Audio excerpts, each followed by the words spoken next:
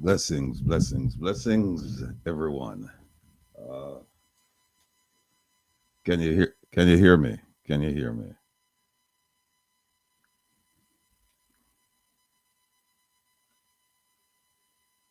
Can you hear me? Can you hear me? Can you hear me? Can you hear me? Can you hear me? Testing. Mike. 1, 2, 3. Mike. 1, 2, 3.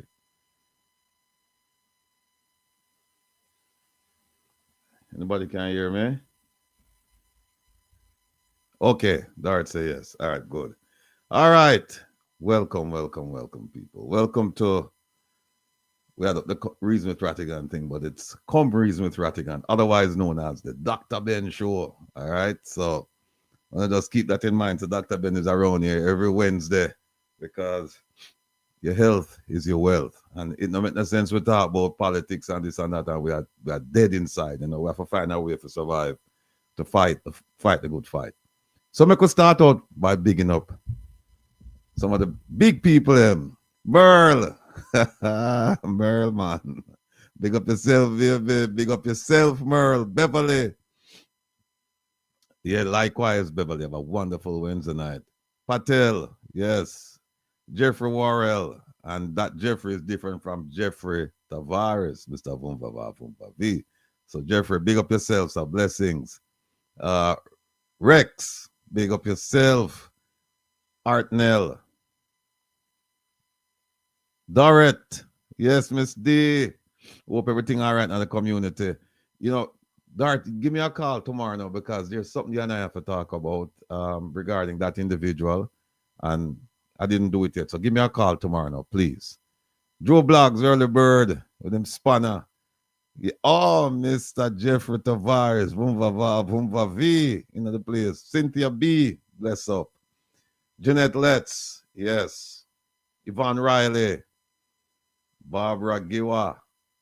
Yeah, give it to them, Barbara. Cheerful while lost, but just love that Monica there. Love that name there. Carly Banks, bless up. Hurricane Ratty, not Hattie. Big up. Roger Bevan. Patel, you say you get blocked off of the show Saturday? Yeah, Patel, remember I told you that I mistakenly I was trying to block somebody and the chat moved up and I just click on it and it was you. So after I figure out, oh, T, see if you can find a way to bring back Patel on the show now, please. The Saturday. I blocked him a while back. J Master songwriter, Miss B, Miss B, Miss B. All right, Opal. Yes, indeed. Who else there? Daphne McDonald. Good night, good night, good night. RJ, see me, RJ. Kinsley Anglin, enough respect. Thank you very much, sir. Robert Angus, blessings likewise. Who else? Who else? I think that's it, right?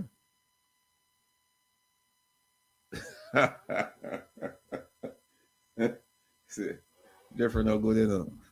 Jeffrey no good. Jeffrey no good. Jeffrey no good, people. Jeffrey no good. Anyway,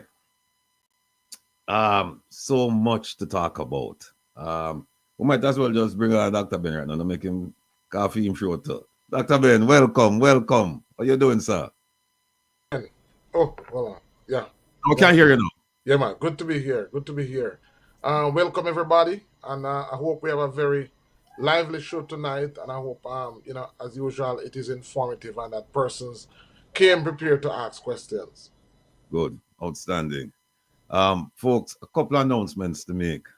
One of them is that relax with the rebel that you would normally get on a Saturday night. Technically, it's a Sunday morning, but Saturday night, midnight to 2 a.m. Sunday morning, that show will no longer exist in that time slot. I know me catch your name, we say it now exists. Hold on now, worry. No, what happened is the gentleman, I think his name is OT,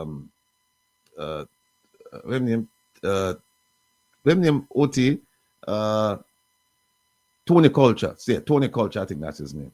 Yeah, Tony Culture. He won't be on. He's taking a little break. So if you remember, Kevin comes on at 8 o'clock, plays until 10.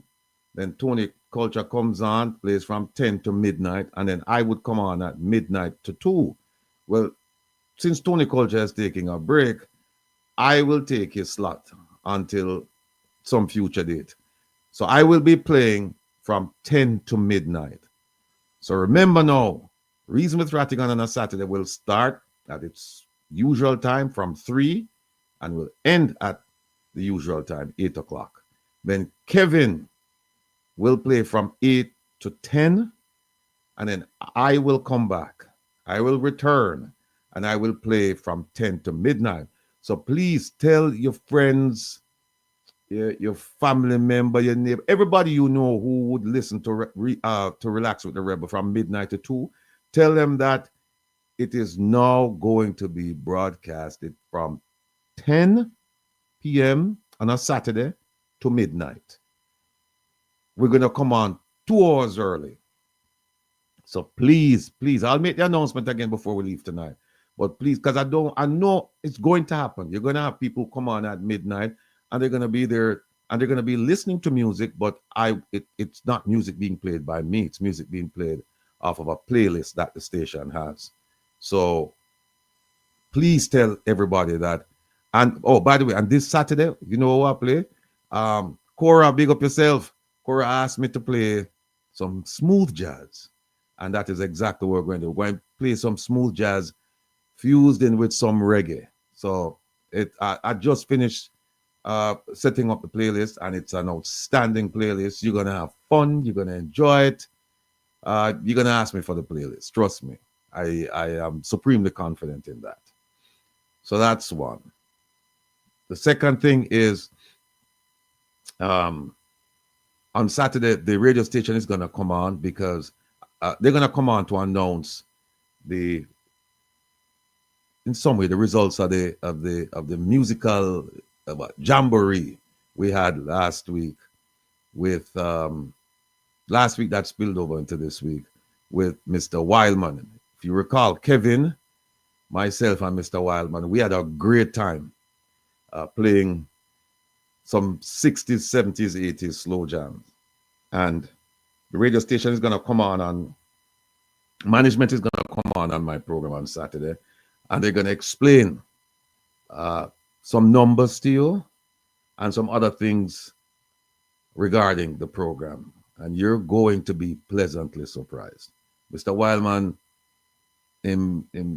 beside himself because he didn't get the news. So there we are. And by the way, he's coming back. Mr. Wildman has pledged to come back. He's gonna the next round we will be playing. Where will I play again? I think it's disco music. I think it's disco, along with some R&B, but the same period, 60s to 90s, somewhere around there. The R&B was 60s to 80s. I think for this we're gonna go to 60s to 90s, but it's gonna be great. So you can't afford to miss it. What Dorrit said, tell Dr. Ben I said to tell him until him can give me something to sleep. I said, was my bex up with it. Hey, let me tell you something. Let me tell you something. Dr. Ben, I have to tell you this. Over the last few days, I had 1.5 hours sleep, right? And I got up. I went to bed.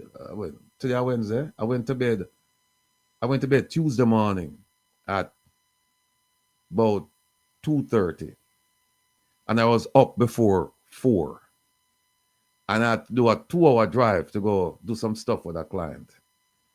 And on my way back, it's like a ton of bricks hit me.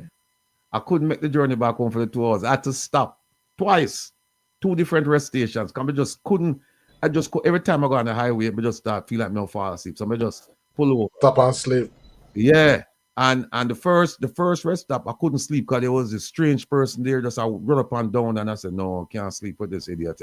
I walk up and down because anything liable to happen. And I couldn't sleep. The second rest stop, I slept for about 15 minutes. And then I got out of the car, walked around, had something to eat, jumped back in, turned up the music, way up, and then I just said, I'm gonna make it home. So I went home. I came home, and that was it, man. Fell asleep. That was it. I came home.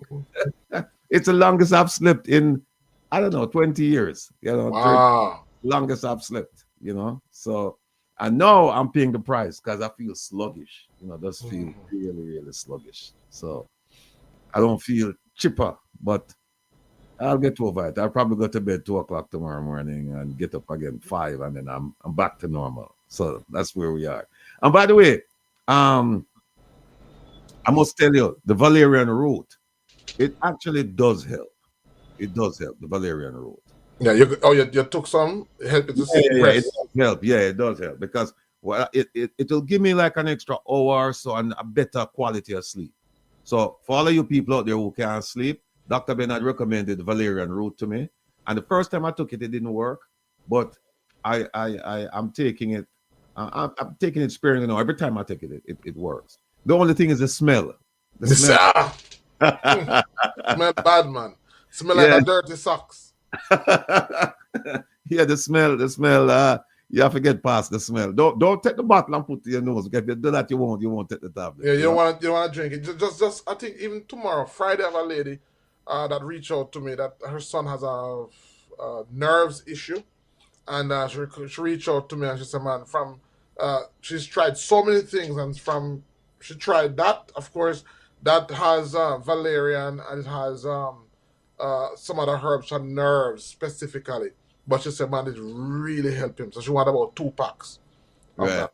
Mm-hmm. Yeah, mine is 500 milligrams, but the smell. I mean, when at first I thought it was a bad batch, you know. But that's the scent. Yeah, it's a horrible thing, you know. You have to just quickly take it, you know. It smell. I can't tell you, you know. But it works. It works. So try it out, people. Try it out, and it is. I'm sure it's better than the prescribed. Come on. Yeah, because I use the prescribed too, but prescribed no. The prescribed and the valerian is just about the same as the prescribed for me. So that being the case, I'm better off taking Yeah, because as I said, in certain countries like Germany, you have to even though it's a herb, you have to get it by prescription.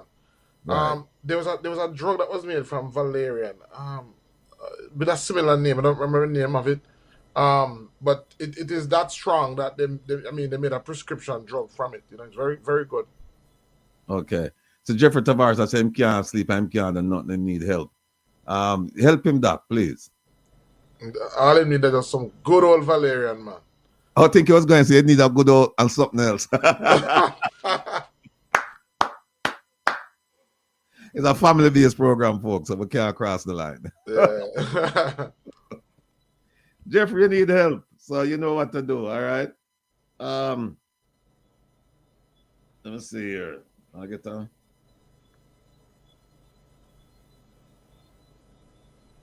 Okay. Yeah, no, go ahead, Doc. Go ahead, Doc. Yeah. While you're at it, because I just want to say that I want to give thanks for the program, you know, because so many persons now are getting help. Even though I am in Jamaica, I have good news because for persons in the New York area, if you're in the New York area, just this week we've been seeing persons. I've been here in Jamaica and I've been seeing persons through Chris.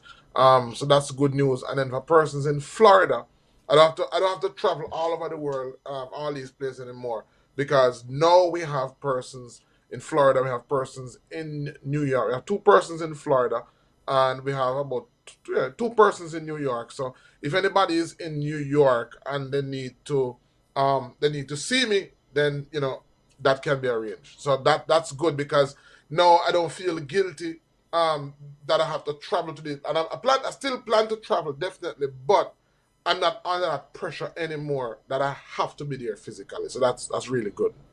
Okay. And Cora just said to me, just send me something asking me that get the play. Yeah, Cora, your wish is my command. And the moment you said to me, hey, you know, do some smooth jazz this week, I said, yeah, you know what, I haven't played smooth jazz in a long time. So then I started doing the playlist like this evening, and I was up to I was looking at about 7 hours worth of music. Now it's down to about 2 hours and 2.5 hours. So we have enough to start and finish the show this Saturday. So Cora, remember, tune in at, well, I know you're going to tune in, but the time and if you know anybody who watches, well, actually listen to the show, please tell them it's from 10 to midnight. I think this Saturday, I think we might just do a video as well, video and audio, because normally it's just audio, but I think we might do video. So there we go. So much to talk about. We're going to turn on the phones tonight as usual, about halfway into the program. Well, I say halfway because you know the program we don't really have an end time. It's just when Dr. Ben feel like he want to go in bed. Oh, by the way, Dr. Ben, you promised that your wife would be on because it's Men's Health tonight. Is Men's Health. Well, And you did say your wife would show up. yeah. Let me see if I can get her. She's here, man. She's here. She's here. She's very shiny, but let me see if I can get her. Well, she had 1 week to get over the shyness. So Yeah. maybe once get her some Valeria. No, I'm kind of put her in another mood where she kind of like, You want to come on? Yeah. Let me get her. So folks, we had so much. I mean, Jamaica again, content-rich place, and you see what's going on. The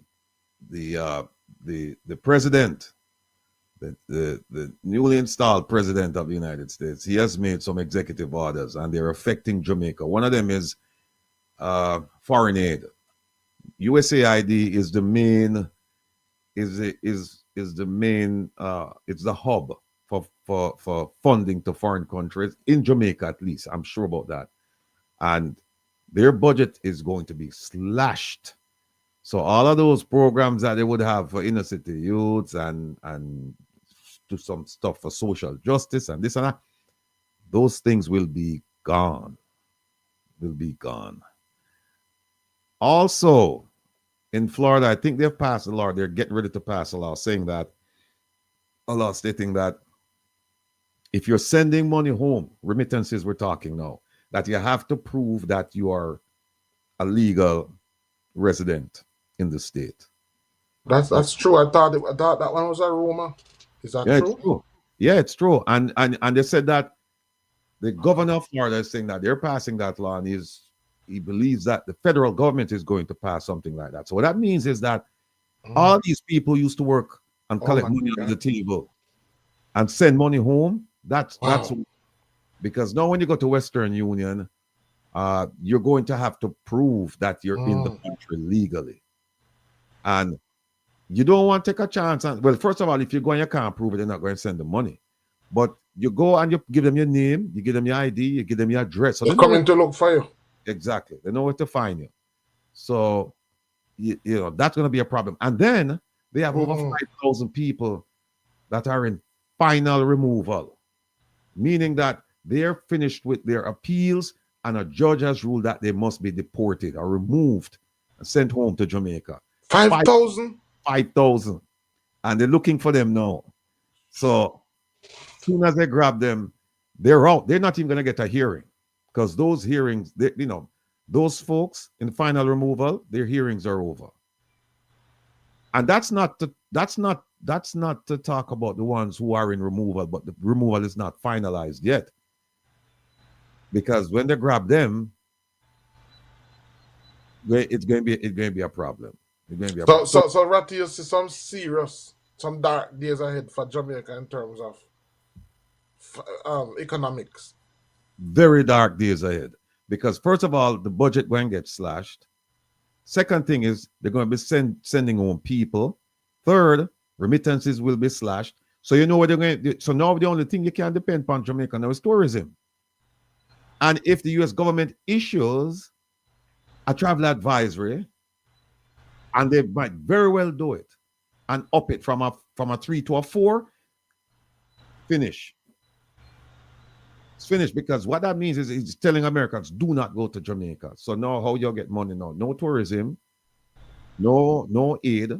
And you know, the US government, they control, no matter what people tell you, they control the international financial systems and organizations like, you know, IMF, World Bank, IDB, all of them. So if they say no loans for Jamaica, it's finished. So, but what we're going to do this Saturday, we're going to talk about that. And I think OT put up some stuff. I think OT wants me to talk about it a little bit today. But on Saturday, we're going to have my friend, my sister, an outstanding person, and a brilliant lawyer, Shernet Noise. She practices immigration. I do immigration, but she's a person I go to when I have very, very difficult cases. She will be on the program this Saturday to discuss the new immigration executive orders affecting immigration and the impact that is going to have on Jamaica. So she'll be on this Saturday. We're also this Saturday. We're also going to have his name is Haile Michael Kojo, and he's a social activist. His group drafted a constitution a long time ago. Their constitution is it has in all the bells and whistles, all the features that you would want or that we're not getting in this reform. So he's gonna come on Saturday, and we're gonna discuss his constitution and compare it to the reform. Because people, here's the thing: it's either you're gonna reform the constitution, and when you say reform, all they're doing is making some little changes to it, but keeping some of the things that we have been discussing, and then they're not even going to add certain things like term limits, impeachment. They're not going to. It's not in this reform. They said it is to come later down the road. Oh, final court of appeal. They said those things will come later down the road. Well, in Kojo's constitution, those things are there. Those things are in place. Question then is: do you want reform or do you want replacement? You can't put your big toe in the water, just jump in. It's either you're going to, because we always say, well, we don't want a constitution because it at the monarchy Senate come give we on, it reflects their interests and blah blah. We want something for Jamaica. So the question is, why are we reforming the constitution as opposed to replacing the constitution? And when it's replace completely, and there are provisions in there that you can use to replace the thing. So they're fooling around. We're also going to be talking about the Minister Dana Morris Dixon, her statement, and it's going to haunt her. Her statement that money, the 3 trillion, that money is not, there's no missing funds. We're going to do a case study, and we're going to dig deep. We promised it last week. It's finished, but we weren't able because of the limited time to present it to you. But we're going to show you how you can rob the government of Jamaica. We're going to show you how you can do it. Well, we're going to show you how it's been done. You can't do it though. Most of the people watching this program, you cannot do it because you have middle class people or poor people. And the way you're going to rob the government, and by extension, you're robbing yourself, you're robbing your community, you're robbing the country. But them not care. They don't see it that way. But we're going to show you how it's done. And we're going to explain to you why you cannot do it. And also, why is it that no matter whether Minister Dana Morris Dixon said it's missing, it's unaccounted, it's stolen, it's chopped, it's gone, whatever term she wants to use, we're going to show you that it don't make a difference because the money gone, not coming back. And then to top it off, we're going to read to you an essay, a piece done by a student talking about lack of resources and what it can cause, what it is causing, and what will continue to cause for the students of Jamaica. So we have that set up. And I think can't forget this, the DPP. We have also coming on will be Mystic Sensation. Byron and Anne-Marie, the dynamic duo, they'll be coming on to talk about SSL, give you an update on the DPP's update on SSL. Because the DPP came out and talked about saying that she's waiting on a piece of document, she can't move forward, blah, blah, blah, blah, blah. So Byron is going to come out and show you the fallacy of that argument. But before Byron and Anne-Marie can explain that to you, I am going to show you an affidavit drafted and submitted to the General Legal Counsel by the DPP. And we're going to go through it line by line, and I'm going to show you why she should relinquish the post. Jamaica has some brilliant lawyers. brilliant lawyers. But I can tell you that the DPP, in my estimation, is not one of them. She's not one of them. And you're gonna see why, because we're gonna parse through her own words, not something that I drafted, something that she drafted and submitted. And when you see the foolish arguments that she has submitted, you're gonna say, "Me can't believe say Ashia the chief prosecutor in Jamaica." You're going to say that. I guarantee you when you see the arguments that she's made. But we don't want to give away too much because we want you to come on Saturday as usual and pick up the proceedings. So we have about one, two, three, about 4 stories to do on Saturday. Of course, we're going to put up, I don't know, 8 or something like that, and we'll try to get to them, but I doubt that we're going to get to them because the DPP alone is probably going to take up 2 hours. The Constitution is going to take up 2 hours. And remember, it's a 5-hour program. So there you go. Oh, Kimon asked, did you get any updates on the DPP file to the legal counsel? No, no, Kimon, I did not get anything. And what's even worse is that only 2 people filed against her. A gentleman in England, Roland, big up yourself if you watch the program, and myself. Now, Roland's application, I filed before Roland, but my application was rejected because they said it was missing a signature. I didn't think the signature, that particular, I signed the document, but there's one place to put a signature. I didn't think it was necessary. They sent it back. So when they sent it back, there was no filing against the DPP. Then Roland, he filed his. And then they claimed that they couldn't open the thumb drive. Eventually they got it open, so they accepted his application.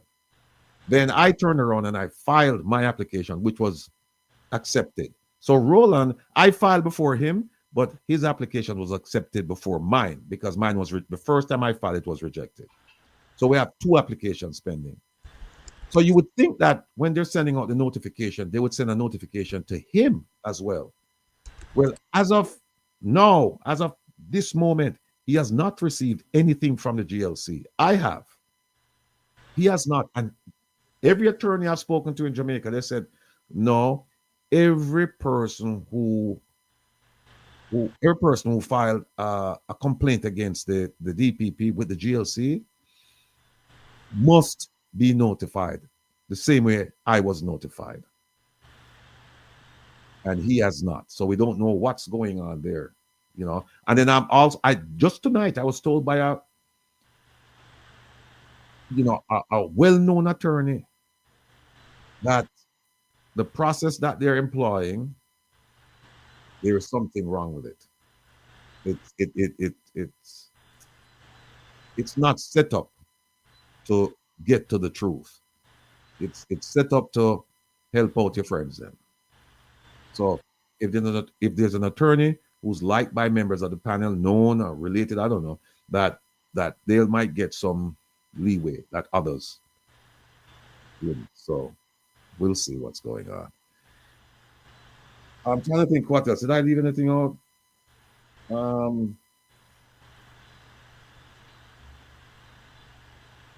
With the DPP, I don't know who tell this gentleman.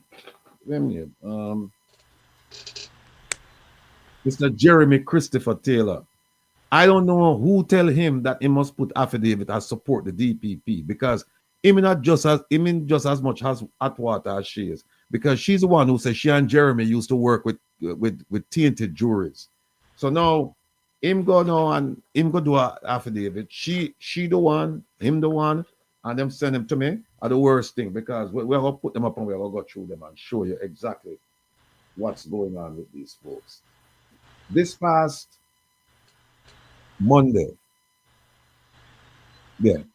this past Monday night, we have a little group of volunteers, ambassadors that we work with, and we had a tutoring session regarding access to information submissions, and it was well received.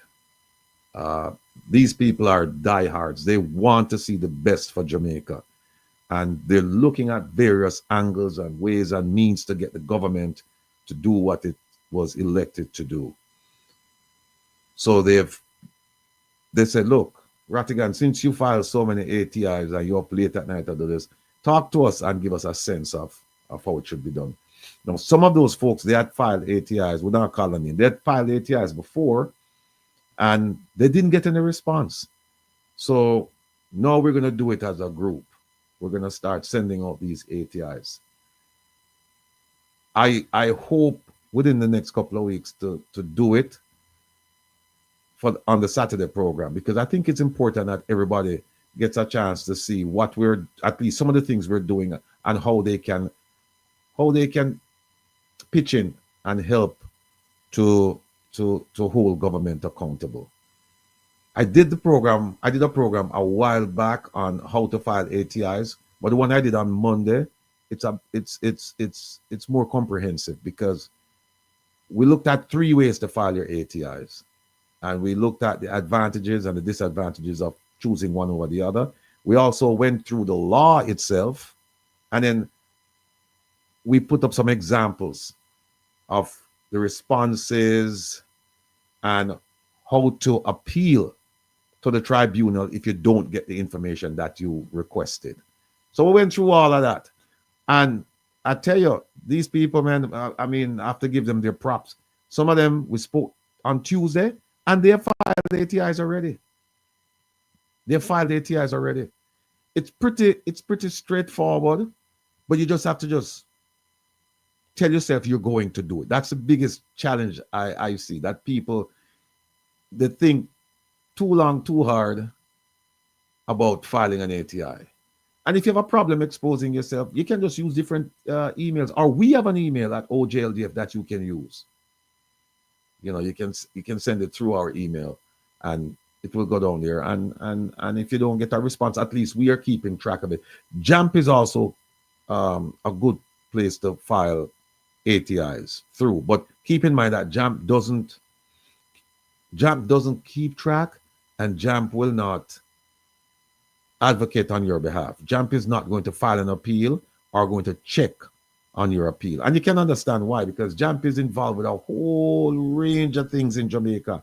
And if they had to do it for every person who filed, I mean, they would be doing nothing else. So just keep that in mind.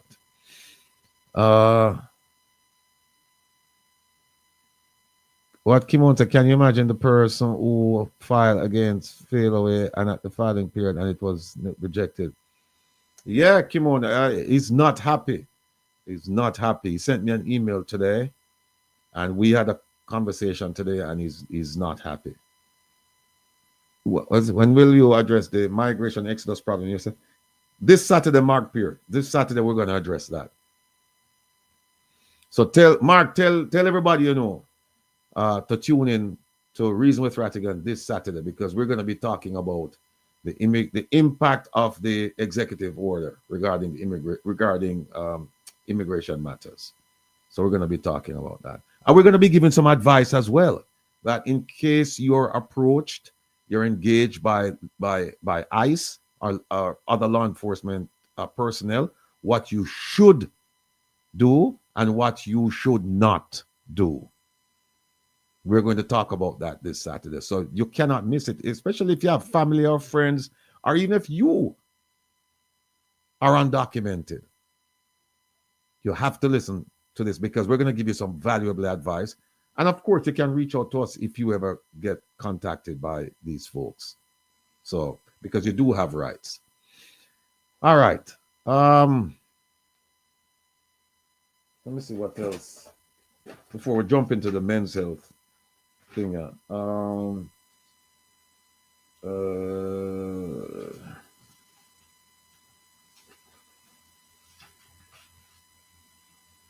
Oh, I almost forgot. We again, folks, we have so much things. And before you go, Ratty, you know, it's funny. Well, I don't know. I don't maybe get a chance to listen to Jamaican news, but with all of the changes and with all of the pronouncement as it relates to new laws, it's funny how we haven't heard, and with the amount of Jamaicans in the diaspora that are going to be affected, it's rather strange how we have not heard from a from a government perspective here in Jamaica. It's funny that we haven't heard anything at all that will in any way respond to the negative effects. In other words, um, it seems to me like a lot of the countries who were not willing to participate in accepting their citizens were almost immediately, not even a day, or there wasn't even a system. They were almost immediately slapped with sanctions and um, punitive measures. It's strange that we as a country have not kept an emergency meeting. We haven't done. It's almost as if that is not going. We're in a bubble. It's not going to happen to us. I think that, like Europe, for example, Europe has been having a number of meetings because they see how decisions being made by the new president is going to affect them. We should not be fooled that is not going to affect us. I mean, and if it is, because already we see that the main tool is going to be tariffs and a number of uh, transactional means. I think, well, I don't know. They've had a meeting and they haven't said it publicly, but I think that even if something is done privately, the fact that these decisions are going to affect us publicly, we should have some form of discussion as to how we are going to respond to that. What do I mean by that? So, for example, we know that, for example, the US aid is going to stop a number of funding, and if that funding stops, does it mean that these programs are going to stop? Um, you know, as it relates to the construction sector, because what you just said about the possibility of new um, uh, measures being implemented as it relates to sending back money home. I know one sector that is going to be significantly affected is going to be the construction sector, which employs a wide cross section of skill of laborers or other persons. The hardwares are going to feel it. I mean, what have we have to put something in place because that alone is going to affect us. So the funds coming back is one, the Jamaicans coming back is two. We haven't talked about tariff yet, we're just talking about the Jamaicans coming back, we're talking about the funds coming back, we're talking about the yeah. So I mean, we should already, and that's why I've always talked about and the possibility of tourism. I've always talked about self-reliance, and I've always talk about creating products that are not just aimed at a certain set of people, which is the tourism. We are a country that are at the mercy of particular countries because we are built on just tourism. And funny enough, the tourism that we are built on is the tourism that is not even health tourism. Because I tell you, even if they issue an advisory, even if they issue an advisory, if our tourism was built around health. And if somebody says that, oh, if I go to Jamaica, um, I'm willing to risk going to Jamaica because it's my health, persons would still come. But if it's only for leisure, it's. I mean, there are a whole lot of places to go. So I think that we have to begin now to think about what can we put in place in response to what's coming. Yeah, it's funny you talk about tourism because what they should have developed was community tourism, Yeah. because that is where now the local person gets involved in it. Money actually start change hands with them. Yeah. Instead, what we've focused on is this large scale uh, tourism having to do with Big resorts, investors, big investors. all inclusives, right? Where Mm. you bus them from the airport to the all inclusives, and from the all inclusives back to the airport. The communities, they really don't make any money off of it. And there's a Mm. lady, I have to mention her name, Mrs. McIntyre Pike. She's a pioneer in the field of community tourism. and they stole her idea and didn't develop the idea. Mm. They stole her idea in 2020. Minister of Tourism said we are going to create a unit in the ministry to deal with community tourism by 2025. He said this in 2020. You see how long it take for them to set up something. Mm. But you see, when them really want to do something, you see how quick them set up the Ministry of Legal and Constitutional Affairs to Minister Malahoo Fort. You see how quick that was stood up. Yeah, it's important to them. Yeah. And then them 2020, them say, oh, by 2025 we will get to it. And so far, So now if the US government says, hey, you know what, we're going to issue this travel advisory, we're going to increase it to a 4 tourism. Well, first of all, as we already know, most of the tourism dollars not coming to Jamaica. And you're going to have fewer dollars coming in once they do something with the travel advisory. It's gonna be a mess. So Jamaicans, brace on yourself. Suck salt touch your wooden spoon. It's going to, because it's going to happen. Furthermore, keep in mind that during the first Trump administration, they warned the Jamaican government about the Chinese influence. We have gotten deeper. Exactly. Mm-hmm. They warned them. They said, be careful. We don't like it. Blah, blah, blah, blah, blah, blah, blah. And Jamaica said, yeah, we are going to deal with it. Don't worry about it. And then Trump lost his bid for re-election, the first go around. Then all of a sudden, we forgot about China. So China came with a vengeance, and now China has a firm foothold in Jamaica. And now guess what? Well, we not forget, second Trump administration. And they said, wait a minute, we talked to you about this years ago. And we come back and we see that it's worse. So I would expect some punishment for that too. Exactly.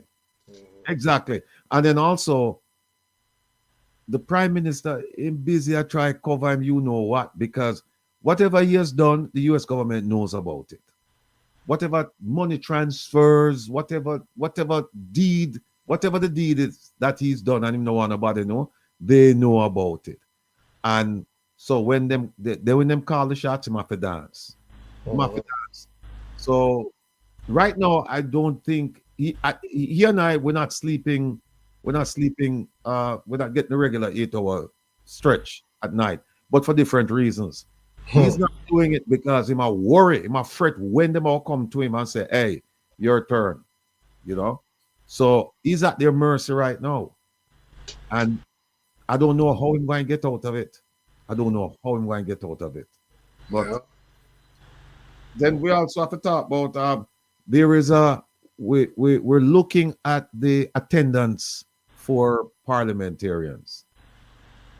And there's one parliamentarian from the opposition side who took, like everybody else, except the Prime Minister, who took the increase, pledge to work harder for the people of Jamaica, particularly the people of his constituency, and then him don't show up for work. We're going to call him out. We're going to call out all of them who have not been showing up for work, despite the fact that they have received an increase. So we're going to deal with that. We also have to deal with the unfulfilled promises, and there's so many of them people. My goodness gracious. And then we have one for the diaspora. I just want you to remember there were 2 promises. There are lots of promises made to the diaspora by this administration. And when I say this administration, all administrations, last several years, they promised the diaspora thing. But we're talking about the one now who has the power of the pen. They can change certain things. This administration promised the diaspora 2 main things. They said, 1, we are going to establish a mechanism so that you can vote. You can register and you can vote in Jamaican elections, local, general. They promised that. And the second one, they said, we are going to establish a mechanism so that you can take a seat in the Senate. We are going to show you how they have ignored us, as I'm in the diaspora. All of us, they've ignored us. They made the promise, and they made this promise not this year, not last year, not the year before, not the year. They made this promise when they were even in the opposition. They made these promises. They said it when they're in the opposition, when they traveled to the diaspora because they wanted to get our support, financial and otherwise. And right after they were elected in 2016, they reaffirmed their position that yes, we are going to do what we promised you guys. We're going to do it. And now we're going to show you the bill to reform the Constitution. Because remember, in order for a diaspora member, well, voting and being seated in the parliament or in the Senate, those are what you call deeply entrenched provisions of the Constitution. What does that mean? It means that in order to change those provisions, you must get 2/3 of the votes in the House of Representatives and in the Senate. So both houses must have at least 2/3 voting for the bill. Plus, you then have to give it to the people in the form of a referendum to say, do you want this? And then once the people have spoken, then we move forward. Either the people say, yeah, if the people say, no, we don't want it, then it's not a bill. That bill won't become law. The Constitution won't change. They must say, yes, we want it.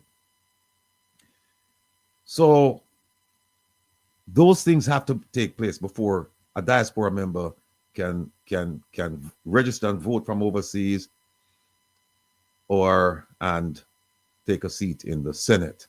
And we're going to show you with the new reform bill that's in Parliament that they have no interest in satisfying, fulfilling any of those promises.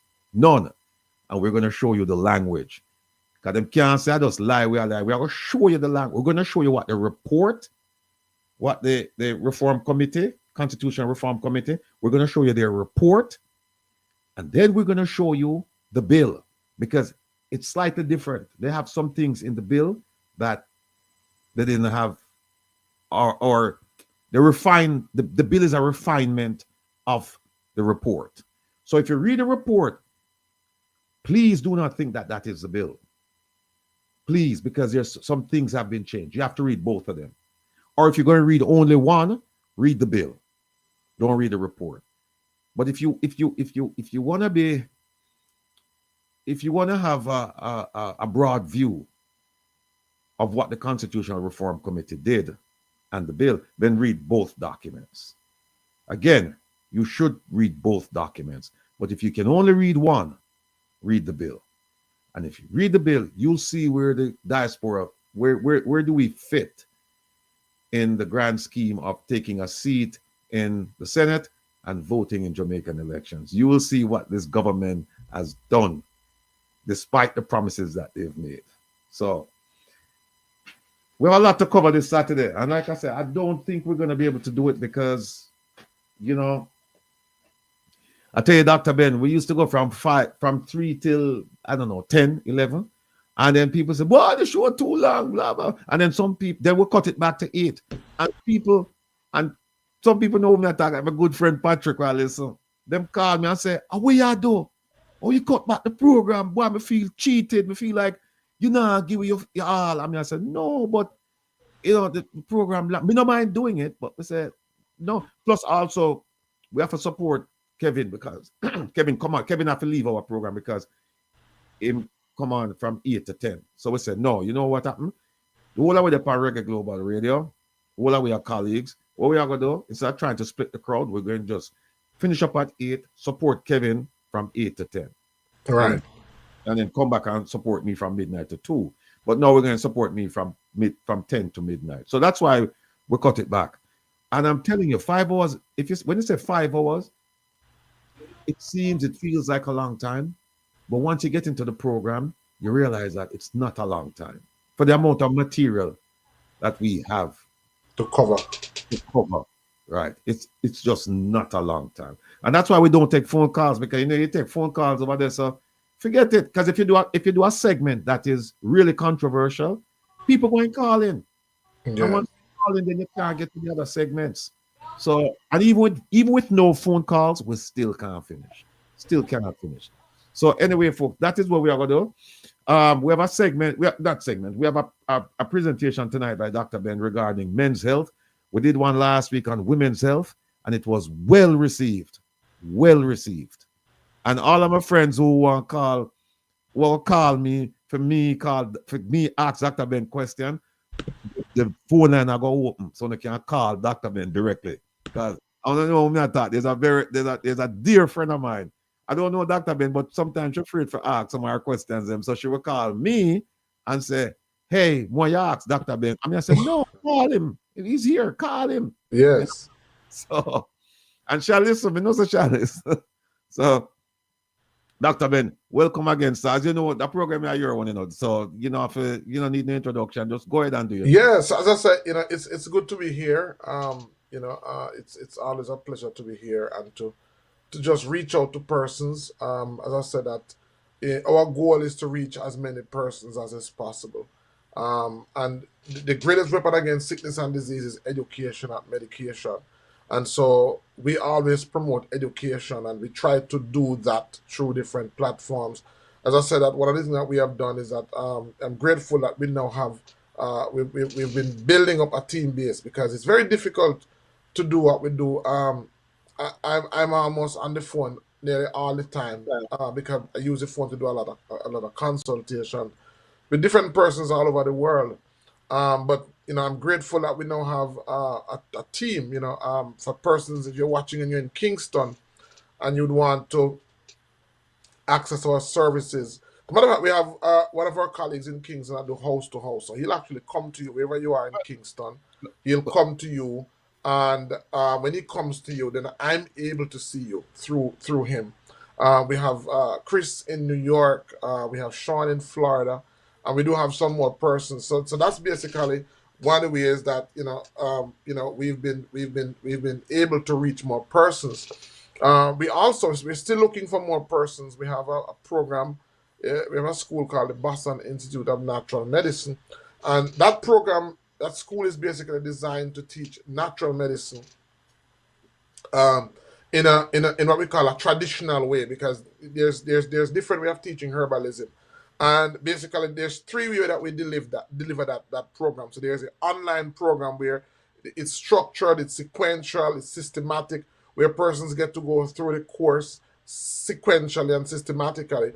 And then we have our mentorship program. Our mentorship program now is when we keep I work with person, like I work with Sean, and I work with Chris, and I work with Michael and others.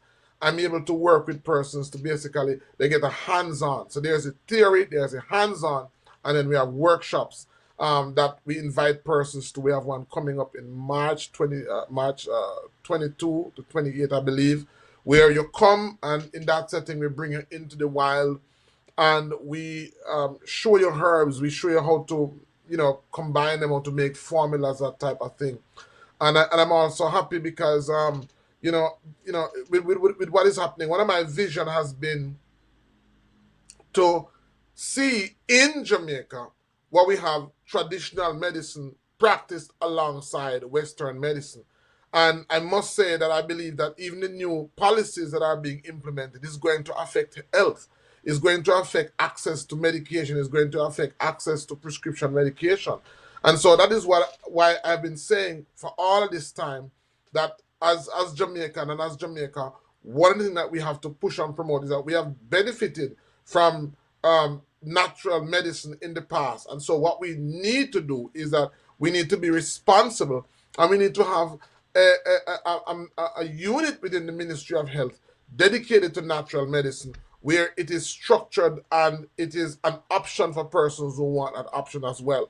We don't want to be reactive, because now, if we don't have the resources to take care of the population, then guess what happens? It might be an avenue that the government may want to look into, but guess what?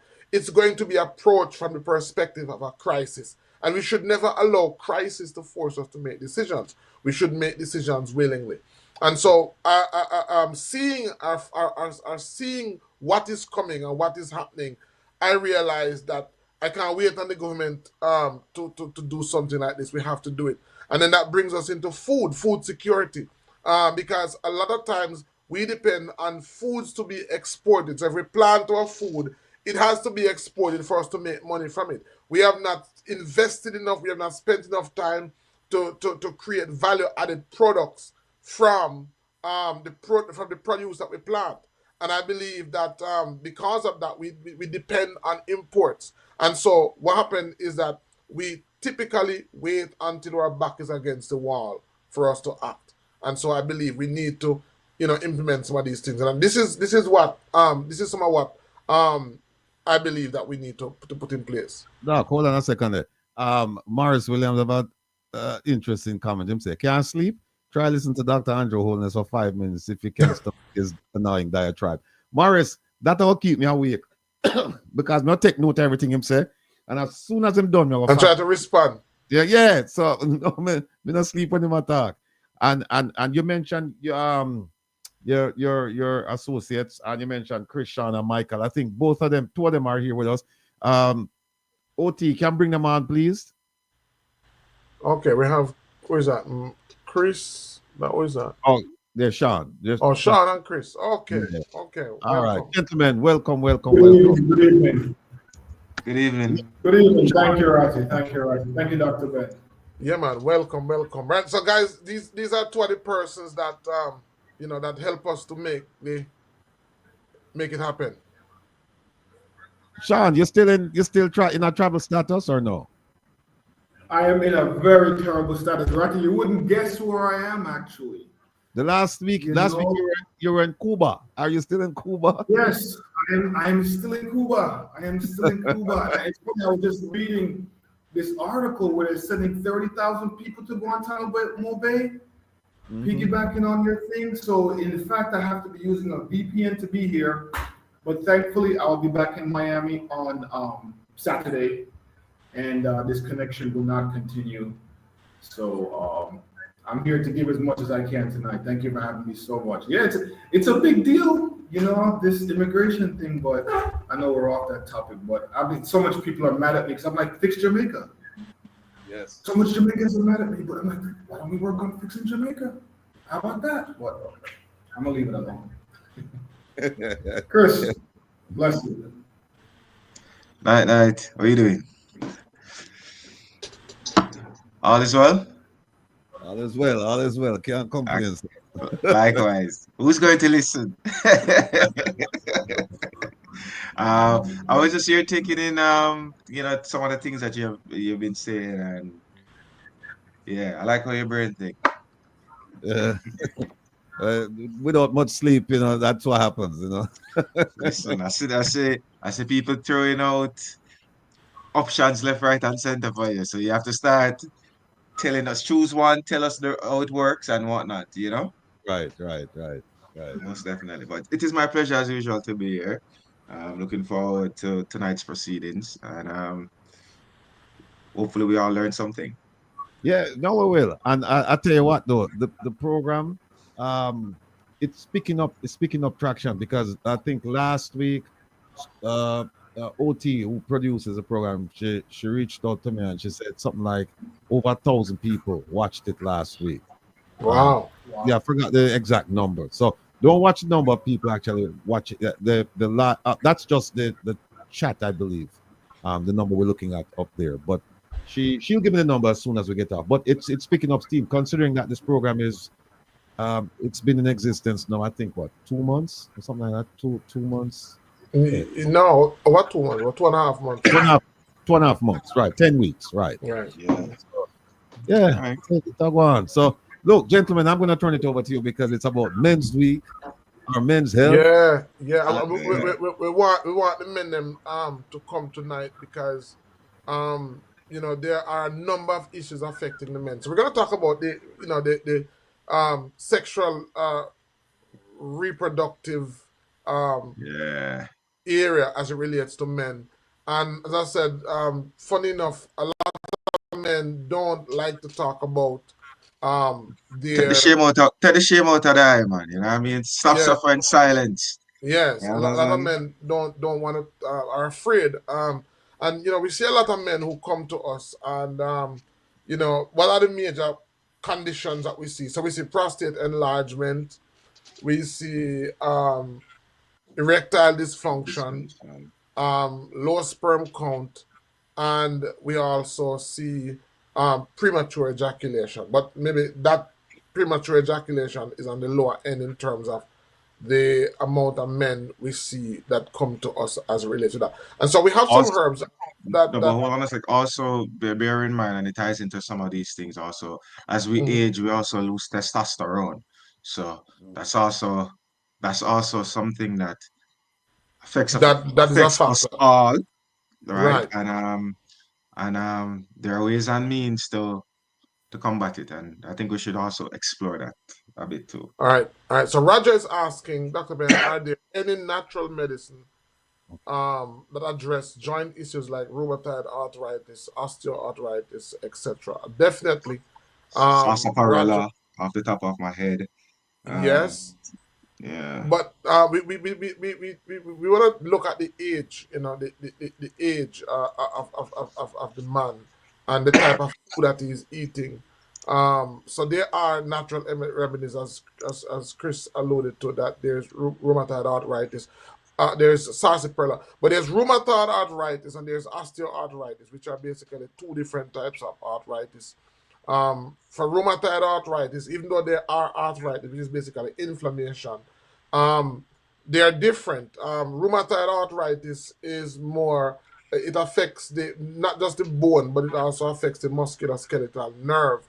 And that type of arthritis, you tend to feel it, when the time gets cold.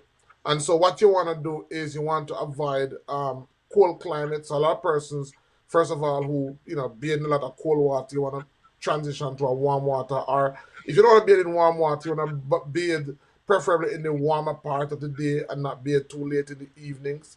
But there are some herbs like prickly ash. Prickly ash is a very good herb. There's cat's claw. Basically, there's turmeric as well, that you want to use for that. The osteoarthritis is a little bit different because it's mostly due to like too much calcium in the blood. So what you find is that it mostly affects the bone, not so much the muscle, but mostly bones. So you want to avoid too much calcium at that point. You want to avoid fried foods. We call them vegetable oils. You want to avoid those. But there are herbs. You want to get those anti-inflammatory herbs. You want to get more warm foods, more turmeric, more ginger, more cayenne pepper, more black pepper. You want to get more of those in the body. So it's not so much. And one of the things, Chris, my wife made some nice uh tea, iced tea. So she Yeah. made some. She got some fever grass, then she got Mm. some basil, and then Uh-huh. we infused that. Made a decoction or tea, and then we added some lemon juice. And I'm tell you something, man.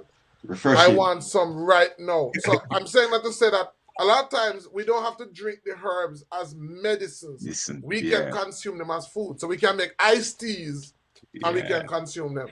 Well, she gonna have to share that recipe with me because for the longest while, Doc, that I've been in communication with Jackra, Mm, which basically deals with the importation, well, from the Jamaican perspective, the exportation of ginger, turmeric, nutmeg, pimento.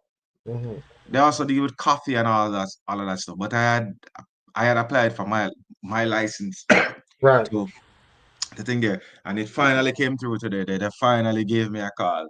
So I was waiting on the documentation. So d- come Next in the month. next month, thereabout, all the ginger we want to export, all of the turmeric we want to export, all of the, and I can really mess with the nutmeg and so forth, but I have the option of, you know. So ginger, turmeric, pimento. Those are what I'm going to focus on. Yeah. So Right. So got up in a good mood today. right. So let me talk about the you know, what are the factors? We're gonna talk about maybe the enlarged prostate. Let's start with the older men. You know, because some people when they hear about enlarged prostate are that a man has prostate problem. Most people think that a prostate problem means automatically that the prostate is cancerous. And every man has a prostate, by the way, and it's that organ through which our urethra, which is that tube that carries urine from the bladder through the penis, it flows right through that organ. And so, because of how the prostate is structured, the purpose of the prostate, by the way, is to secrete semen. So this, or as men, we have sperm that is made in the testicles. When the sperm comes up to the prostate now adds the semen, which is the fluid in which the sperm is kept to keep it alive and to transport it. And so the prostate in a man is that part of the body. There's nowhere else in the man's body that utilizes as much zinc as the prostate. Number one. And that is why some studies suggest that a man that has lots of sex, Rattigan, one of the ways to keep the prostate healthy is by having lots of me know me getting a problem now, you know. You have such your ears, because there's some studies that suggest that when a man has lots of prostates, a lot of those women, when you want to help your husband, this is how you can contribute. Based on studies, this is how you can contribute to your husband's health. Jeffrey Tavares, are you listening? Mrs. Tavares. I said, Paul Johnson have him hand up. I said, Jim, master songwriter. Yes, there are some studies that says that having good amount of sex helps to release the prostate, and so it helps the prostate to stay healthy. Doc, the already tell me open the phone lines. Oh, by the way, Doc, I was just looking at the comments, and Mr. Roger Bevan, we're not on that topic. I just made a note. He's 80 years old, and he says osteoarthritis. So let's, okay, yeah, right. When we reach that, just remind us to focus the attention on that also. Okay, yeah, I think I said something. That's why I said that. Let me just say the phone line open enough. So yeah, yeah. So Jeffrey's asking, what did you say? Could you repeat for Jeffrey? No, I'm saying there are some studies out there that says, and I'm explaining the science behind that. The prostate gland, the job of the prostate is to produce semen to carry the sperm, and because of that, the prostate utilizes more zinc than anywhere else in the body, and so that's one of the reasons why it is suggested that one way to keep the prostate healthy is by having a healthy sex life. So I'm saying, can I hear anybody? Hello, good night. Welcome to Reason with Rattigan. Or come Reason with Rattigan. Where are you calling from? Philadelphia, please. Oh, can you, Sean? Can you hear? Doc, can you hear her? Yeah, man, we can hear her. Yeah, I can hear her. All right, go ahead, please. Go ahead, caller. Doc and others, good night. Good night. Yes, go ahead. Hello, Doc. Go ahead. Yes, go ahead. We can hear you. Hold on, let me turn off. Hold on, please. Yes, turn off your device. Hold on. Okay, are you hearing me now? Yes, we can hear you loud and clear. Proceed, please. Doc, what you're talking about? Good night first, everybody. Good night. Good night. What you're talking about when you say a lot of sex will help the prostate? Over a period of time, I've heard it on the reverse side. That when men have prostate problem is that they are having too much sex. No. Was this study commissioned by the Women's League? organ is overworked. Carla, hold on 1 second. Chris is explaining something to you. But Chris, she's saying that she heard that if you overwork the organ, then it will. Well, everything is in moderation. I have something else to say. I'm listening to what he has to say. No, I'm not cutting you off. We're not cutting you off, man. All I was merely saying is that you have to do everything in moderation. And my question to you was this: was this study that you speak of, was it funded by a women's league? You hear that, Carla? No, this is so low. Well, I'll tell you what he said. The next thing that Doc mentioned about hold on. Pre-ejaculation. Carla, hold on. No, Chris was asking whether or not the study you referred to was done by a women's group. I've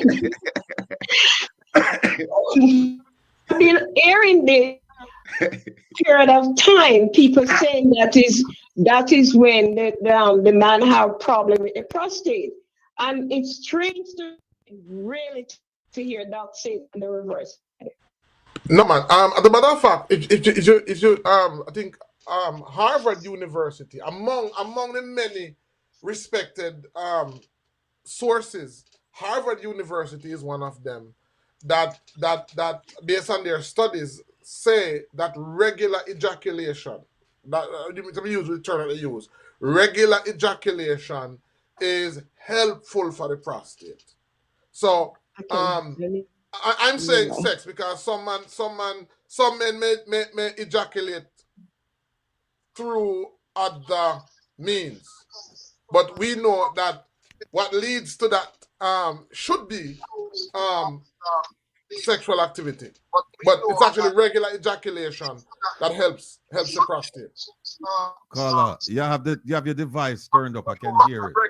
Because I can't hear, so I have to come close to that one to pick up what he's saying.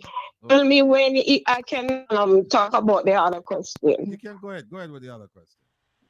Okay, the next thing, Doc, is ejaculation. Pre-ejaculation isn't that a problem of when the man is anxious to have sex? Yes. Yeah. Yes. Okay, so is that a problem or it's just normal? No, it is a problem. We're going to talk about that. That is premature ejaculation. We're talking about the prostate now. So I want to talk about the different factors that affect the men. The man didn't ask the question, so me ask it for them. Yeah, but hold on. She said the man them ask a question, such action. But the issue of premature ejaculation? Is that similar to every man for himself? I don't know. I'm just asking. No. It's like when the man and the male and the female having sex, and as they begin, then he ejaculates. The anxiety perhaps he has never had it for a time or is too anxious. So I'm wondering if that's really a problem or just normal. No. So then if that is the case, why doesn't the other person then well, no, I better not say the thing here. Doc, let me just be my business. As a matter of fact. But the next thing too, Doc, can that happen to the woman too as well as the man? The premature ejaculation, no.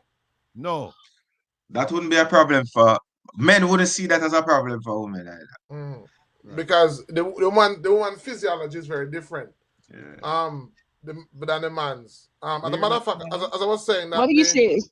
It wouldn't be a problem for women because their physiology is different than. Good thing I ask a question.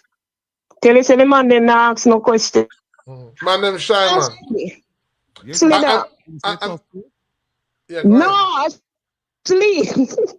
Behave yourself, Mr. Rattigan. No, what did you say? I didn't hear you. Wait a second. Trust me or toasty. I did. I say last, LASTLY. Oh, lastly. Oh, I think you said toasty. Oh, I'm sorry. All right, go ahead. Go ahead with the question. You hear them say their feelings get like of trouble. Anyway, this next question is: a man who has low sperm count, how can he be helped? And I'm gonna hang up and then listen for your answer. All right, All right. So, yeah, all right. So, in my head, I can have a structure.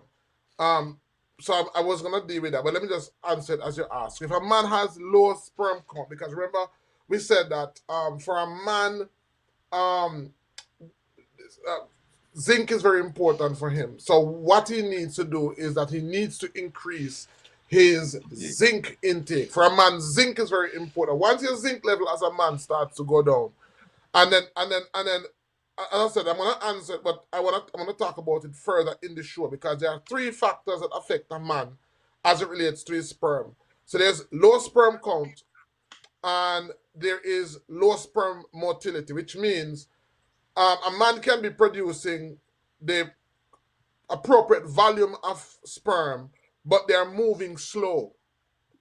That can also be a problem. That we talk about the sperm motility, how fast the sperms are moving, because the sperm has a lifespan to go up to meet the egg. And so if the sperms are lazy, if the sperm cells are not moving fast enough, what will happen is that it will impact fertility as well.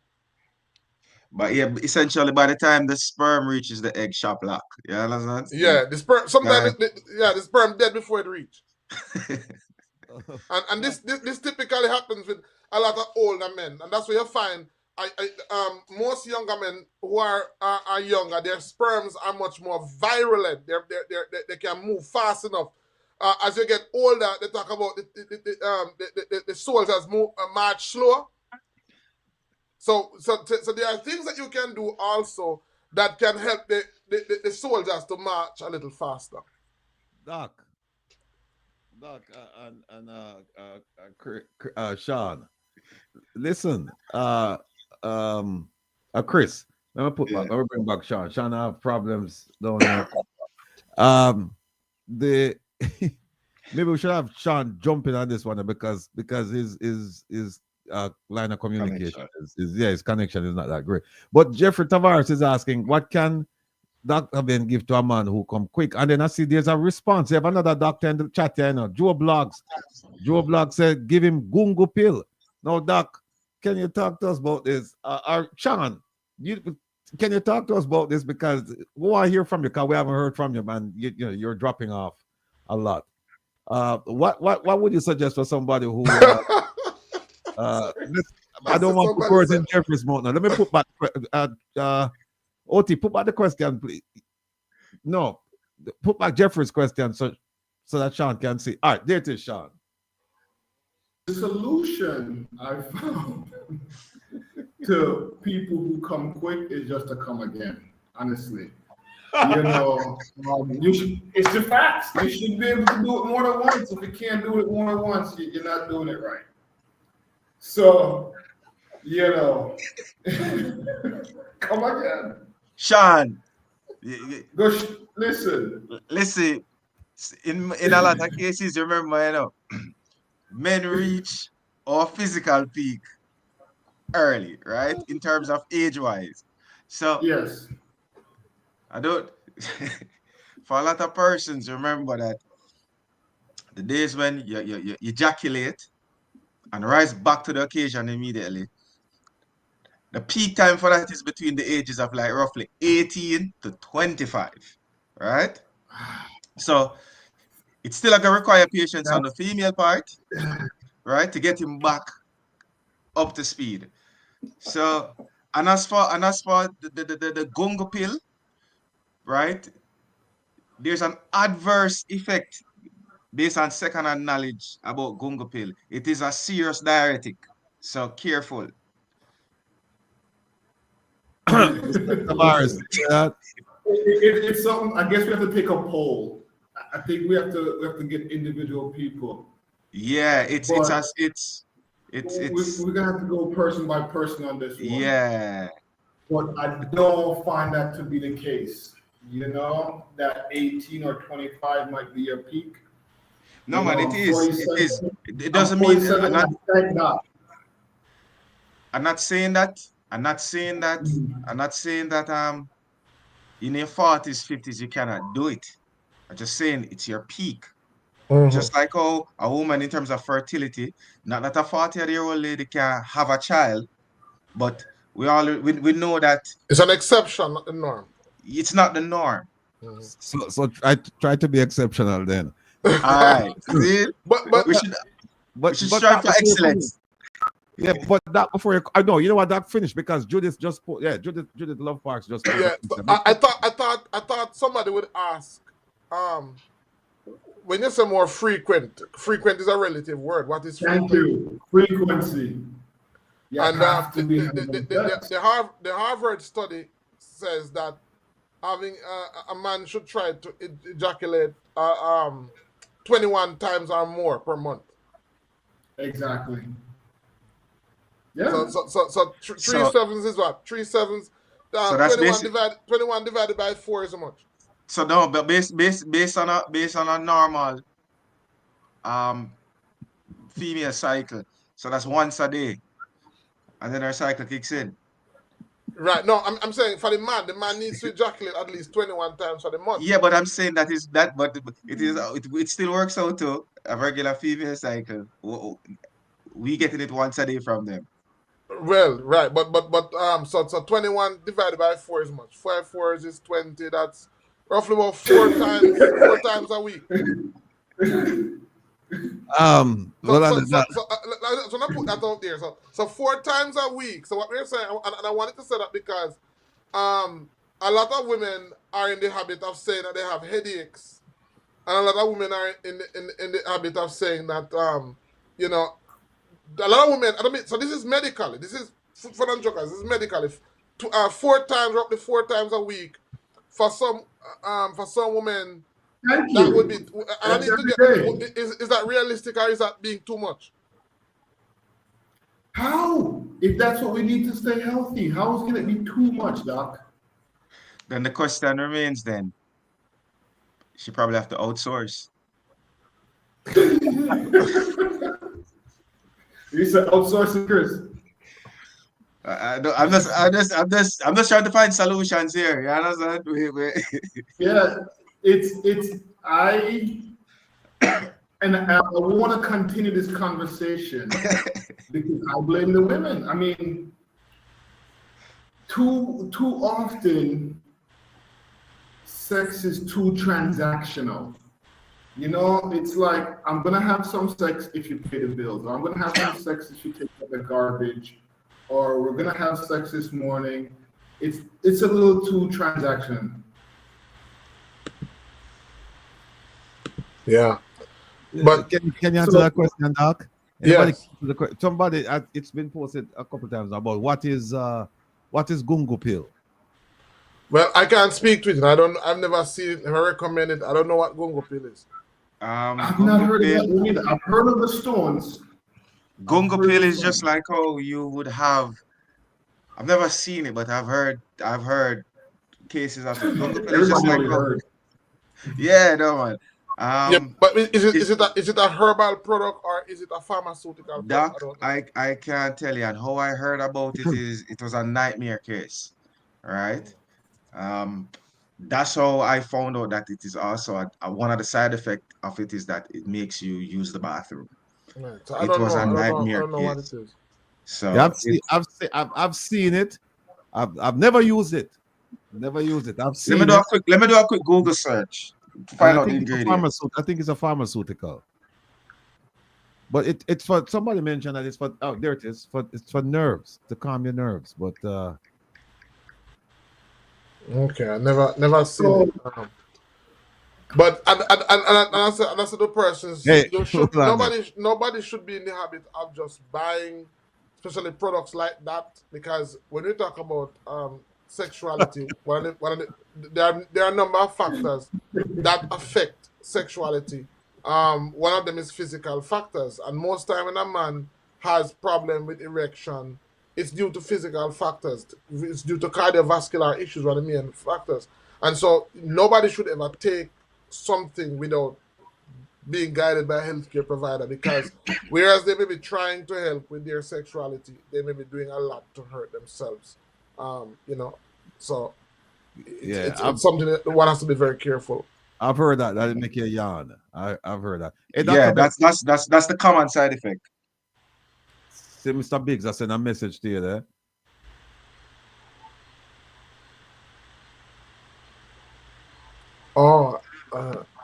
Okay, Anthony Biggs. Okay, I don't know who that is.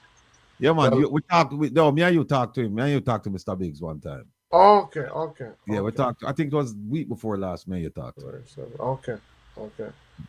Right. So it can be dangerous. So I don't recommend it. So as I said that as it relates to prostate health, because that's where I wanted to start out by talking that some studies suggest that even without taking any herbs, even without taking any medicine, just by having regular ejaculation, that's one way of keeping the prostate healthy.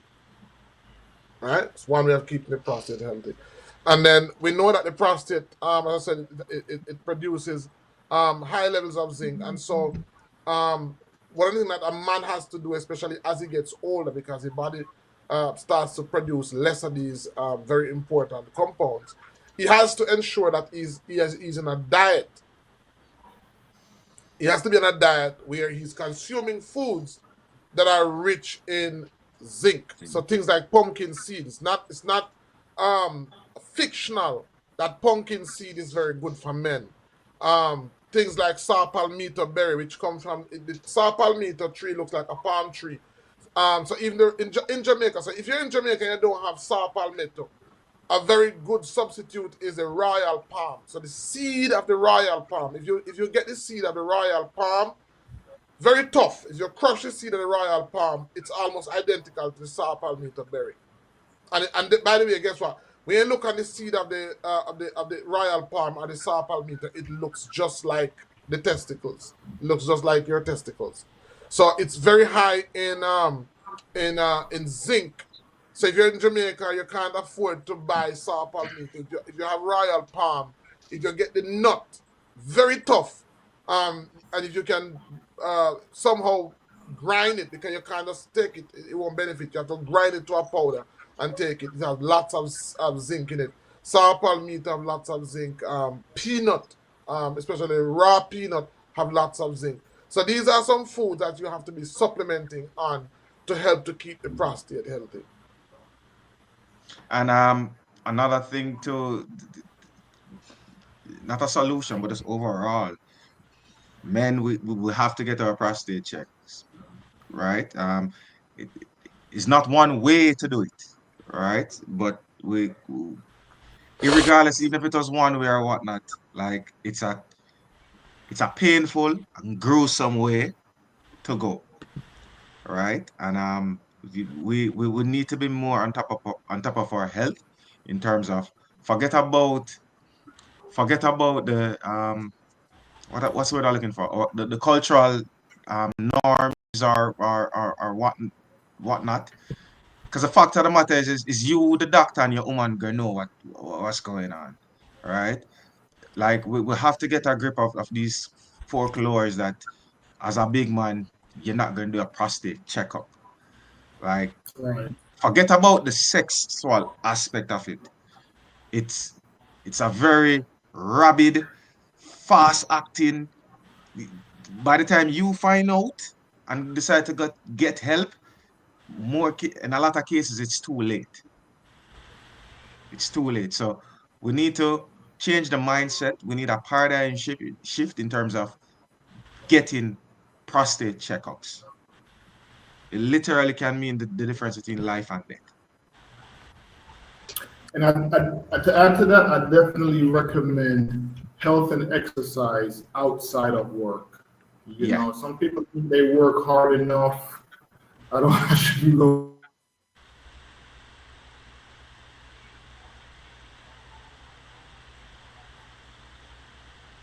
Yeah, but work on exercise and diet.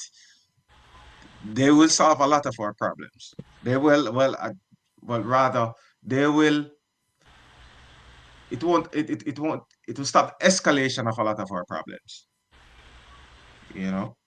So yeah, and it doesn't have to be long. A 10-15 minutes walk. It doesn't have to be walk at your pace. You know. You could be 80 years old, take your time, do your thing. You could be 60, go a little bit faster. You could be 30, going really fast. Just get some exercise done. sometimes park the car. I know sometimes in Jamaica, this is from a safety issue. It's not so, not necessarily the wisest thing to walk and finding safe havens to walk and whatnot. But try to incorporate exercise in your day-to-day life as much as possible. If where you're going is 15 minutes away from home and it's a safe place to walk, drink lots of water. Right. So yeah, so those are just some tips that you can use. I want Oti to bring up one of the herbs that I sent her. The herb that is called dopigon, and this is a herb that is grown wild. A lot of times persons will see it in their yard. By the way, dopigon is called Jamaican ginseng. It's called Jamaican ginseng, and it grows wild here. In Jamaica, in most yard you will find it. And the part of this plant that has been very good is the root. It's used for a condition that we call dry back. Dry back is when the man ejaculates and there is no fluid coming.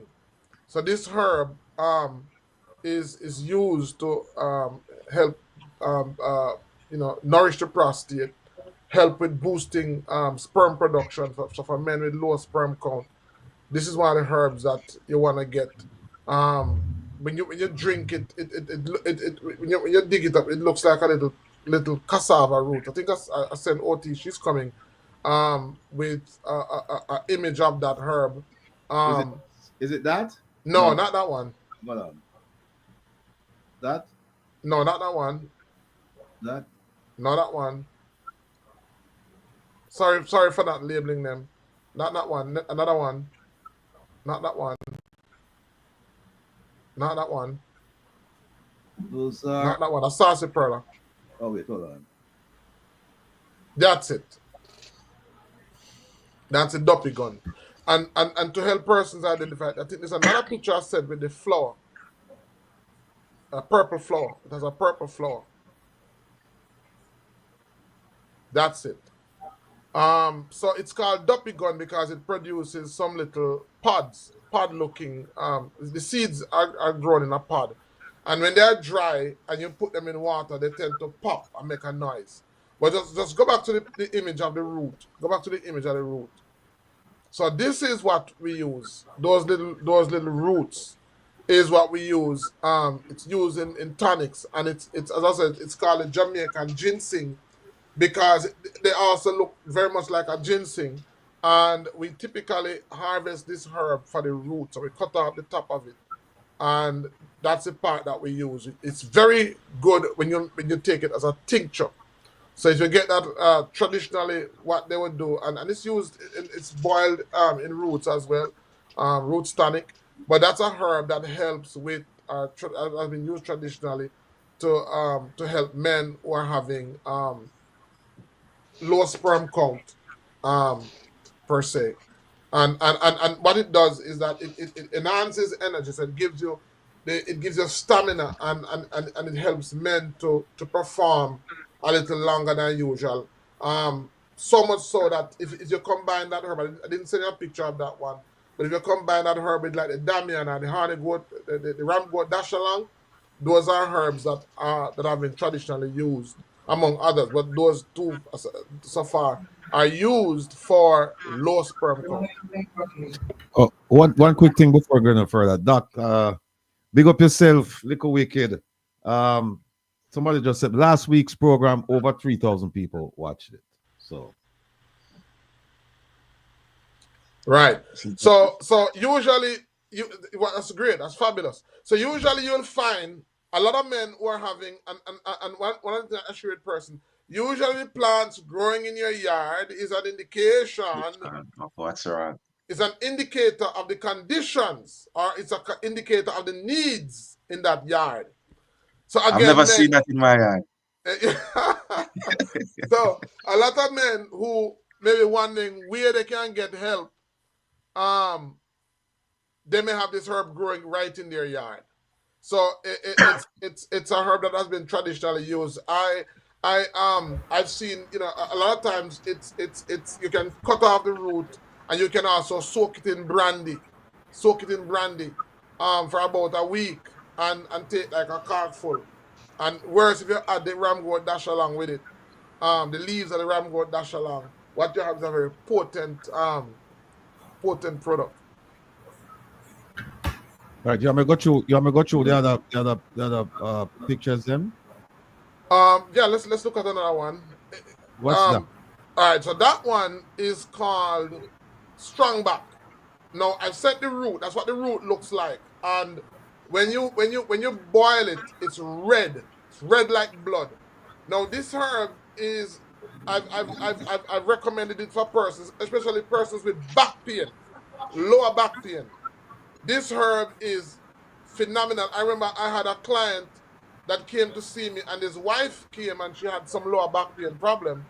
And I gave it to her, and she said that after drinking it, she came back downstairs and she said, listen, you know the pain that I've had this pain for years, and after drinking it, it went. Now this particular herb, go through again. Let me show you what it looks like, because I don't want to just show people the root. I want to show you what it looks like. Okay. No, that we're gonna come to that one. That it looks like that. That's what it looks like. That's what the upper part of it looks like. It's called morinda. It's related to the moringa plant as you look at it, but it's not moringa. It's morinda roya. It's called strongback, and this is a plant. It's also called red gal. It grows mostly in rocks, so it takes up a lot of calcium and a lot of minerals from the rocks. It loves rocky soil. It doesn't grow well in earth. It grows a lot in it loves what we would call marl or limestone soil, or if it's not limestone, it grows in the crevices of rocks, and that's because it features a lot of minerals and is very good for men as well. So it's called strongback, and that's what the root looks like. When you dig it up, very hard to extract it. The root is actually indistinguishable from moringa. Not moringa, sorry. Noni. So the root looks almost identical to noni. So if a person who wants to be what's the word now? Dishonest, could actually sell you noni root for this plant, and you would know the difference, right? Because one of the ways to know the difference is because the roots are small and noni, and when you harvest it and you wring the root, this pulp of the root just comes off, and this is the part of the root that you use. It looks yellow like turmeric, but once you add water to it, it's red like blood. Very good with cow's milk or milk, but it tastes very, very good too. Doesn't have bad taste. Tastes very good. But this is one of the herbs that also is used for men who have problem with erection. It's one of those herbs that's good for that. Okay. What's this one? All right. So that one is called the silverback. It's called Desmodium incarnum, and it's called flatbur for those persons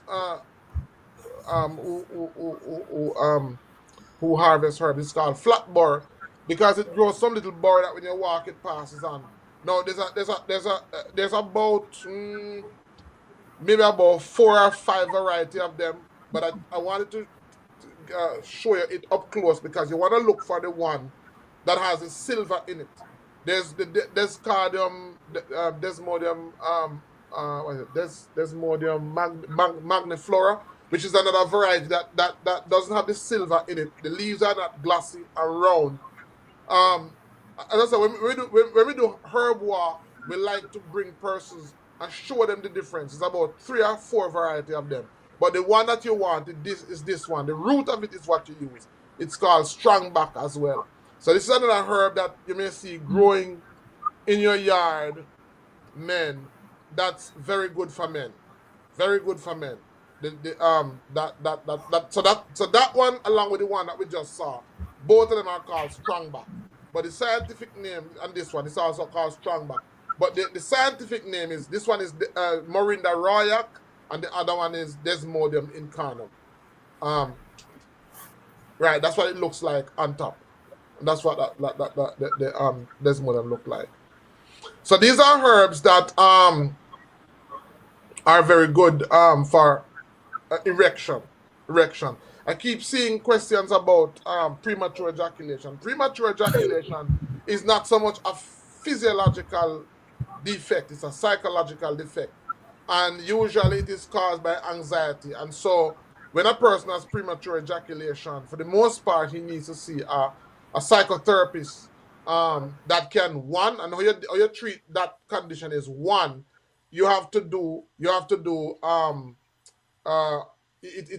while it is being resolved psychologically, what the therapist will do is that they will guide you as to activities that you can do, like foreplay and other activities that you can do. There are a number of techniques. That's the word I'm looking for. Techniques. So there are techniques that you use to manage premature ejaculation, right? Because it's more of a psychological issue. So there are techniques that you use to manage that, not so much products. There are techniques. With the poor erection, what you need most of the time is a product. Right? So that the whole notion of one woman kill. And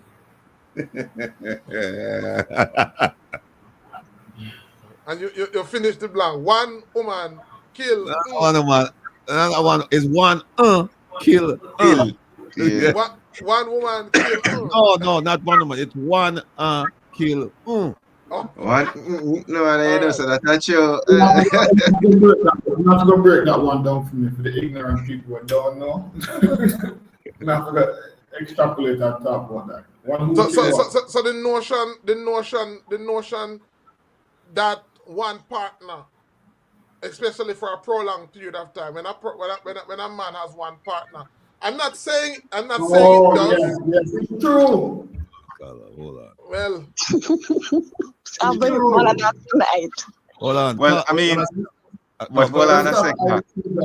Doc, at the end of the day, still, in terms of even the anxiety, and so forth, that's where foreplay comes into play. And also,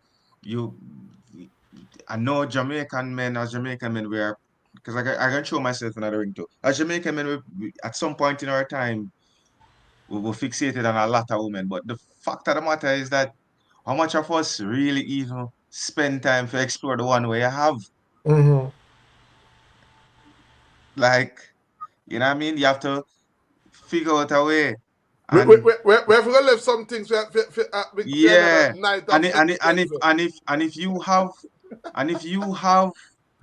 if enough men have a problem with the one woman, nobody leave a wake up disappointed women about the place, because if you're not pleased one, we really want to take on more than one for.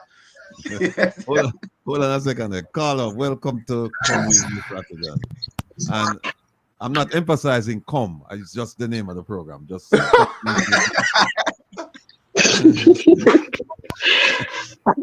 ahead, please. The word you use, come. No. Anyway, I understand. It's a laughter. Doc, you did not mention one of these herbs. I didn't hear you mention cheney root. You know that one? It's there, man. Flip through the picture, Ratty. I literally have the cheney root. Sit there. Men, ladies too. Everybody? Yeah. Very good. Do you know that one, Doc? That's the same. That's a cheney root. That's a sarsaparilla. That's sarsaparilla. Okay. This is cheney I root. want to say this. Which one is cheney root? Hold on.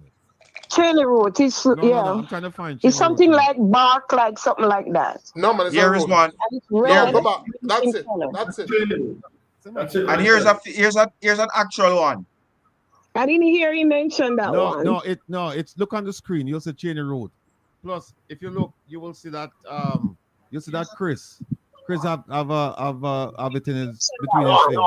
It's look on the screen. You'll see cheney root. Plus, if you look, That one look different from the one I normally know from Jamaica. That's it, man. That's it. That's it. I see it. But it looks different from the one I normally know from Jamaica. Yeah, look at the one that look at what's in my hand also. Look at what Chris has. You know what? Okay, I saw it. All right, let me say this to Doc. Can I go ahead? Yes, please.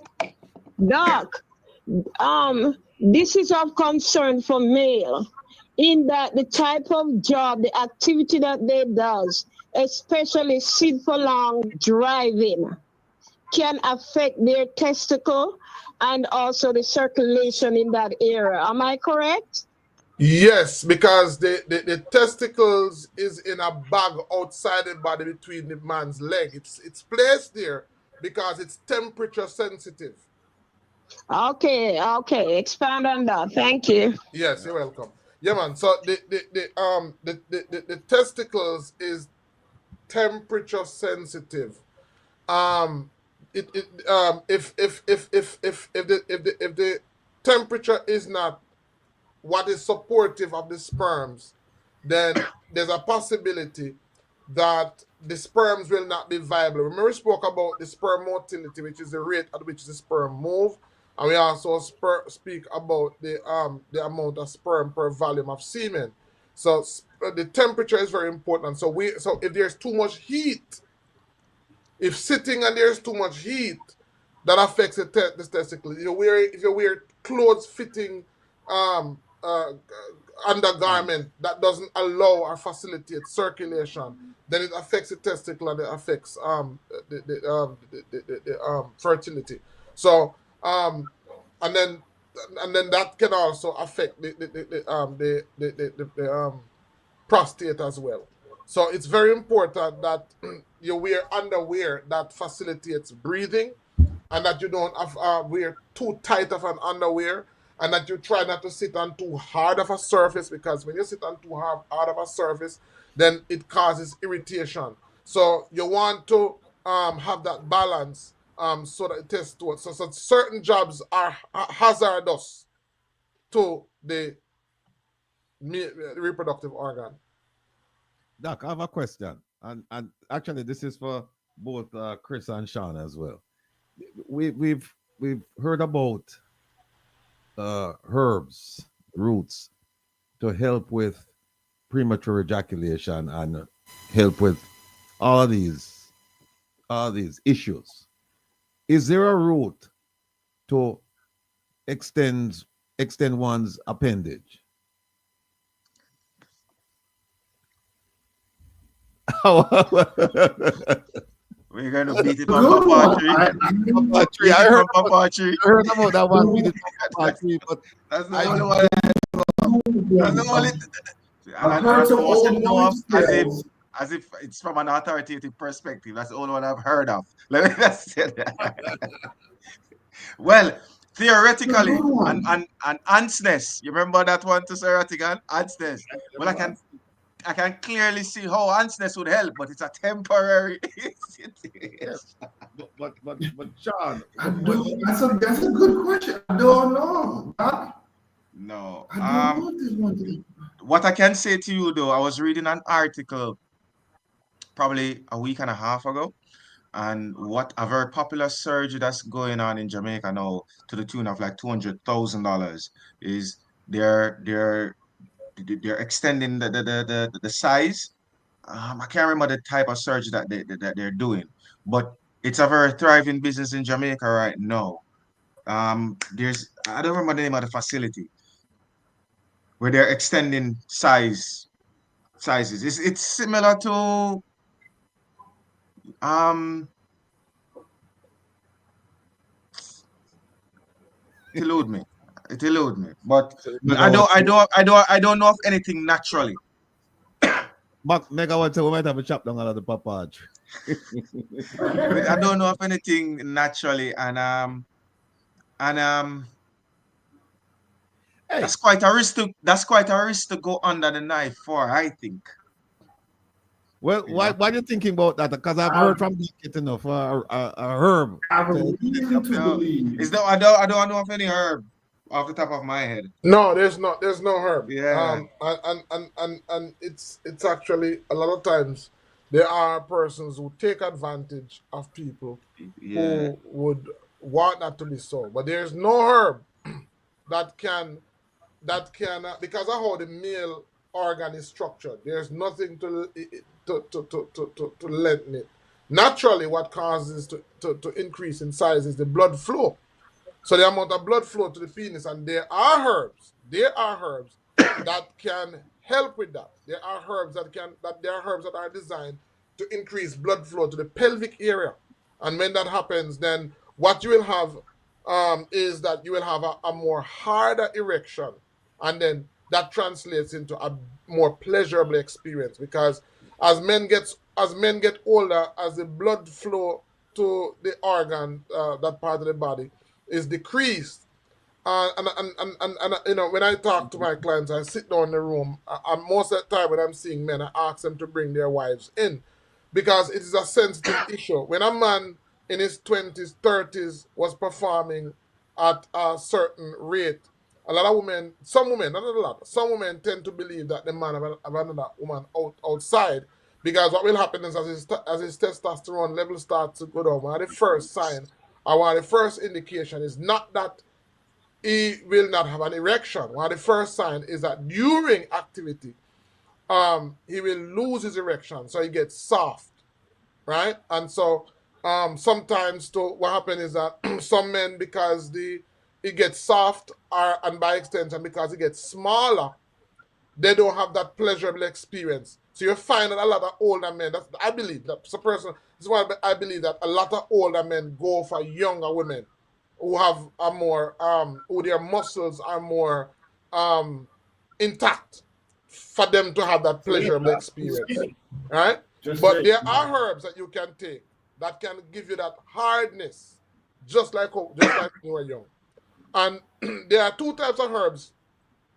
Some herbs increase blood flow throughout the body, which is not good for some men as they get older if they have underlying cardiovascular issues. What you want is a herb, and you need to make a distinction. What you want is a herb that specifically increases blood to the pelvic area, not necessarily to the heart, because it can affect you. So here's a question for both, for all three of you. What is, and I remember when I used to hear this a lot when I was growing up, but I really didn't know what it was. Bosun. What is bosun? And two, my brethren, I won't call him name. He must ask now about the pump that you can use to address some of the premature ejaculation and all of that. The pump not addresses premature ejaculation. The pump addresses the size of the penis. Because again, what the man is basically doing is that he's using he's increasing the blood flow to the surface, to the outer part of the penis. So what the pump does is that it increases the blood flow inside the vein, which causes the penis to get bigger, to get enlarged, but it's not sustained. And as a matter of fact, a man may hurt himself. So by doing that, he definitely can hurt himself. A lot of people who are into porn use that because they want that image, not necessarily to use it, but they need that graphical image on the screen for certain shots or for certain angles or so on. But in terms of using that suction to get the penis enlarged and then to have erection, that definitely hurt your brother. Would you recommend it under medical supervision? I don't see why I should recommend it, because as I said, it's mostly used for people who are into porn, because if they want their penis to be of a certain size, you can use that to get it larger than what it would normally be with an erection. That gives you a good thumbnail. Well, the person who asked the question, and you know who you are, fancy himself as somebody who should be when we were growing up, fancied himself as being should be in one of them kind of movies. So okay. So when you actually answer, he's watching. He's watching. He's watching. Yeah, and he might call me. He don't want to call the phone line. I don't want to put him thing in the You pretty much can hurt yourself. You definitely can hurt yourself. You can leave from a situation where, quote unquote, it's average and working to it's bigger, but the shelf life, you know where it brother. and then here's another issue. Here's another study that was another information that came out of a study. One study, and I mean more than one studies make the same proclamation that it's better to have less sex when you're younger. Our studies show that men who have lesser sex when they're younger are more likely to have sex later later years in their life than men who have a lot of sex. Men who have a lot of sex when they're young tend to not be able to have sex older in their life. So hold on to that. The first one, the men who didn't have a lot of sex when they were young, but they're having sex a lot more when they're older. Is it because they couldn't get it when they were younger? No. I know there's an abundance. It's to piggyback on that. It's not that you weren't getting any sex, but remember everything is in moderation.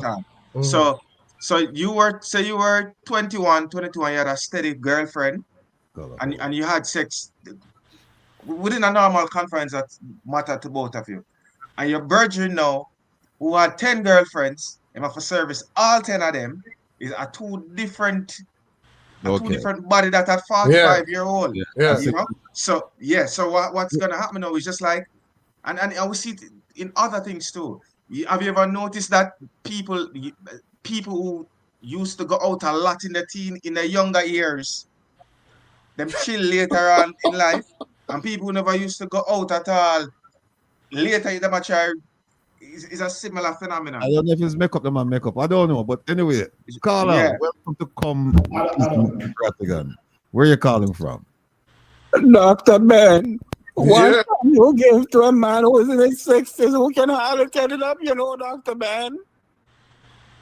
Say that again. Dr. Ben, what can you give to a man who's in his 60s who can hardly, when he gets it up, just go back down, Dr. Ben? Your result on the phone, Dr. Ben. What can we give to a man in his 60s? The pump. Man, there's a number of things to consider. One of the things I mean, I don't like to show products, but I have one here, and I'll tell you from personal experience what I'm taking. So I am and I mean it's a part of my routine. Every day I drink this. I have made a lot of it, and every day I drink it. And it's basically herbs like the chain root, sarsaparilla, black whisk, milk whisk, herbs that basically help to. And I can tell you, I feel a lot different. One of the reasons why I can be normally, I can't sit down so long and do a show. And when I drink that, I drink a half bottle before I come on. And I'm telling you, I realize that once your body get used to it at first, and I can tell you because I've been taking it now for about 2-3 months, every day for 2-3 months. Because I realize that as you get older, your body goes through changes, your body changes. And so your body don't produce the hormones in the level that it used to produce it. So I don't take this only for sexual performance. I take it because the nature of my work, I have to focus for long periods of time. I have to work for long hours. So I need something that can keep me going. And what I realize is that that the chain root, the sarsaparilla, the black whisk, the milk whisk, these are herbs that once, and there are a number of others. But once you're drinking them regularly, your body gets accustomed to it. I'm telling you. Because I went about 3 or 4 days. Because everything I do, I like to test it. I talk from experience. I didn't drink it for about a couple days. At first, when I started drinking it, if I miss it for one day, I feel a difference. I've been drinking it long enough now that if I don't drink it for 3-4 days, I don't feel a difference when I come back. So what I'm saying is that as you get older, you have to supplement. You have to find supplementation that will help the body to have certain nutrients at the level so that you can be at in your peak in terms of performance. So that is something that, Ratty, you need some of that because of how you work. Because of your working schedule, you need something like that. and one of the things that I want the mentor to realize is that, you notice how Doc says he takes it every day. So it's the equivalent of microdosing versus you're drunk off it. You get what I'm saying? Because too much of anything is too much of anything. Not good. I don't care what it is. It's not good. If you take it long enough, you will start to see adverse effect. Well, Doc, let me ask you a question. You remember months ago when you were, I think you were up in the Bronx, and that gentleman from the church there with you, and you mentioned that you were taking something and you had to rush home quickly. The Iguero. It's come a bit because I sent him a package of the herbs here. No, I'm talking about man. What is it? What is right about the maca. Real quick. What is it? The sexual maca. Yes, Doreen. Absolutely, that too. I find that they even call it that, and that's one of the things I was saying is that a lot of these herbs, the Spanish are already doing it. Trust me, I'm right here in Florida, and it's right there on the label. It says sexual maca. It don't just say maca, it says sexual maca, and it works. Yeah. That's what you have the red maca, the black maca, and the yellow maca. Yes. These are maca root. Yes, is energy herb. I would give it on myself. Gives you energy. So hold on, Doc. That product but that was your formula. Yeah. So do you sell that? Is it? Yeah, it's available. It's for persons who want it. It's available. We have somebody in Florida that in New York. In New York, you can get it. OT, please put up Dr. Ben's details so that Jeffrey Tavares can get it, because he's asking how we can get it. Yeah, I'm gonna bring on Pastor maybe next week or so. Make him get a testimonial. Is that it? Yeah. But it's very good. I mean, Pastor has name of God.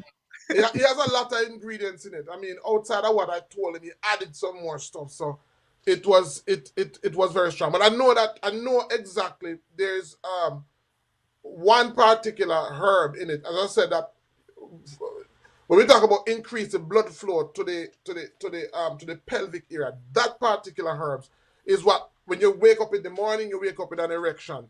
What it does is that it also increases the pleasure of intercourse, because it makes the blood vessels that are at the end of the penis, they have more blood in them, so they're more sensitive. And so it translates into more pleasure during intercourse. Yeah. So it's not just to get some herbs now. Once you get the herbs, you have to know what the herbs do. Yeah. Like, for example, the maca is not so much a herb for sexuality. Maca is a herb that boosts stamina. So maca is a stamina herb. Right? Maca is a stamina herb. It's good for overall stamina. So for men who are into construction and for men who are into activity that are physically rigorous, it helps with that. But it helps with sex, because sex is also very physical. But what it contributes to the whole process is it contributes stamina. So where does stamina come in? Stamina is what causes a man to have more than one ejaculation in a session, right? So without this so the herb that sends blood to the pelvic area will give you erection. But if you have erection and don't have stamina, you only can go one time. When you have stamina, you can go more than one time. So when I was talking about the herb, the strong back, the two strong back herbs that you had on the screen, those two strong back herbs, that is what they will do in a formulation. So if the man has low sperm count, the herb that we had called a duppy gun, what it will do is that it will help with sperm production. So when you're making a herbal formula, you have to know what you want that formula to do, and then you use the herbs accordingly to achieve those results. Doc, why is it that people might pick on me? Jeffrey Tavares and Mega Watt, yeah, them start up with me. But anyway, Doc, listen, there was a not it. Tonic. I wouldn't call it a tonic. There was something like on the market what them call Stamina Daddy. Stamina Daddy. Okay. From Jamaica?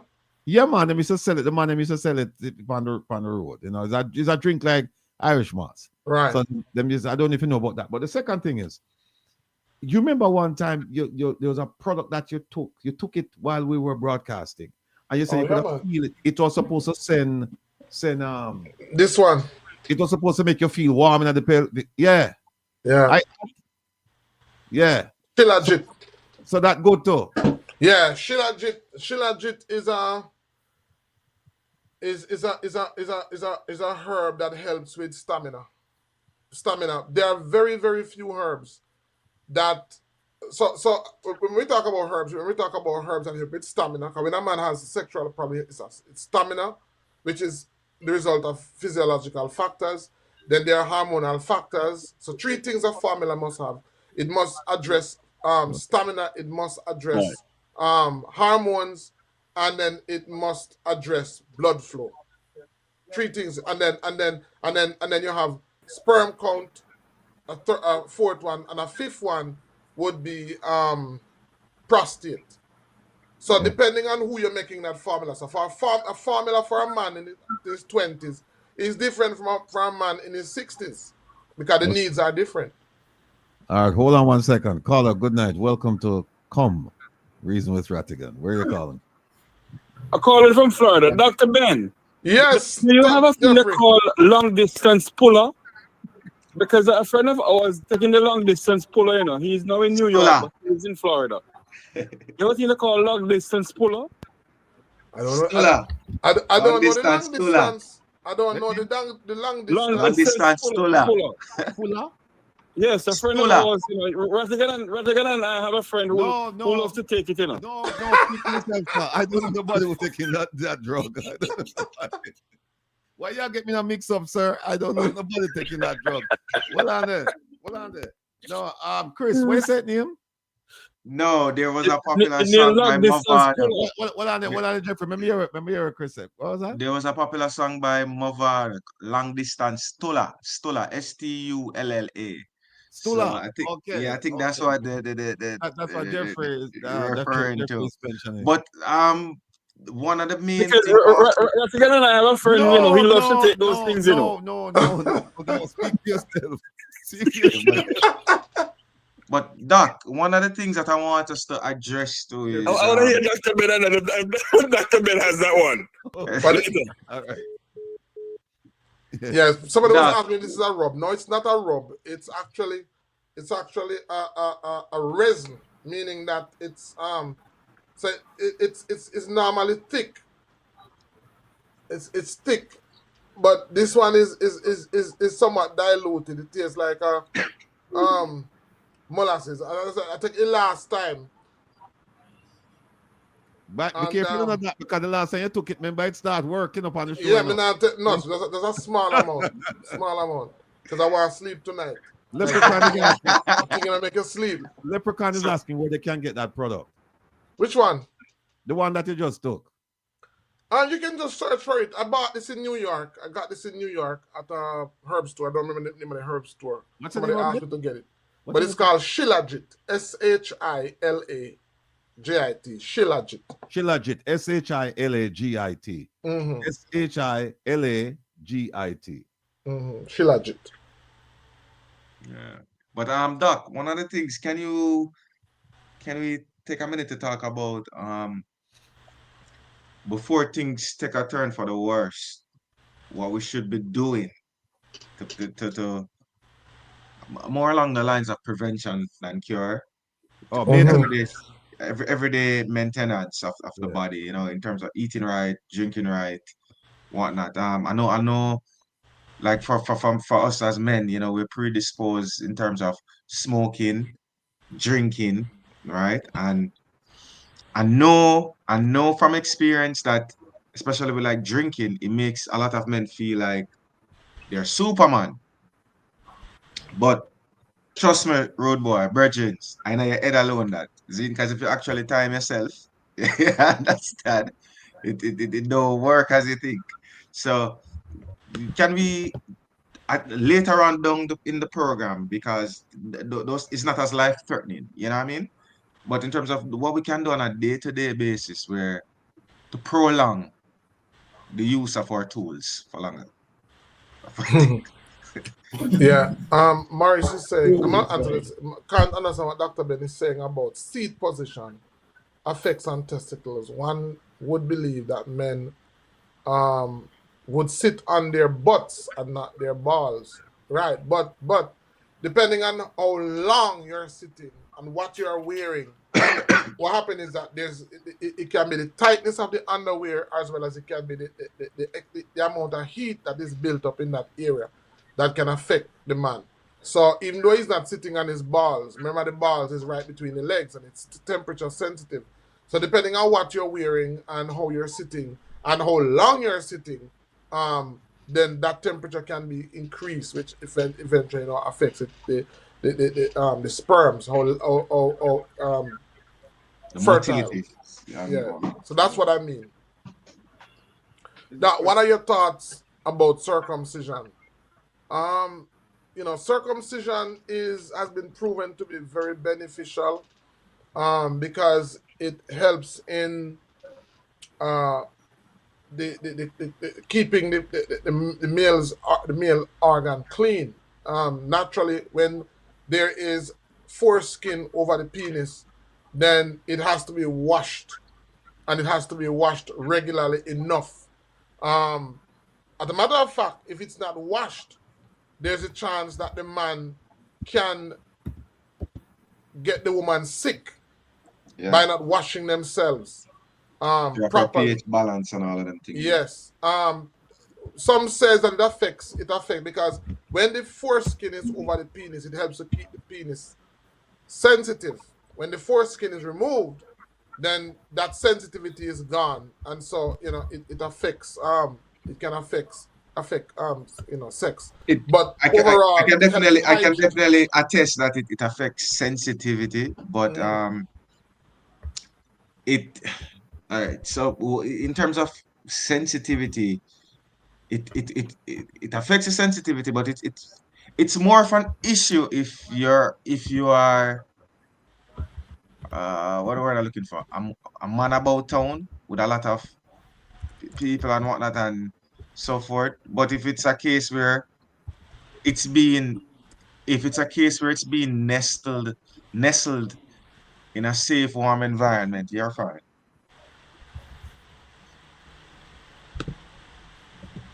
Yeah. Well, so that again, Chris? The sensitivity it is more along to do with your habits. Meaning, like for example, if you're with your wife and you're having sex with your wife, and it doesn't the sensitivity is not affected like in that regard, because because you under normal circumstances you'll be having unprotected sex with your wife, right? However, you're on the other hand now, and you're stepping outside of that such a circumstance, because we're not even gonna claim it as cheating, because you may not be married and you may be single, right? But you have Jane over here and you have she over there and whatnot, and you have to be using a condom. That's where the sensitivity will now have more of a profound effect. Right. But as I said, it helps with hygiene. So in terms of hygiene, it helps the woman as well as the man. No cheese.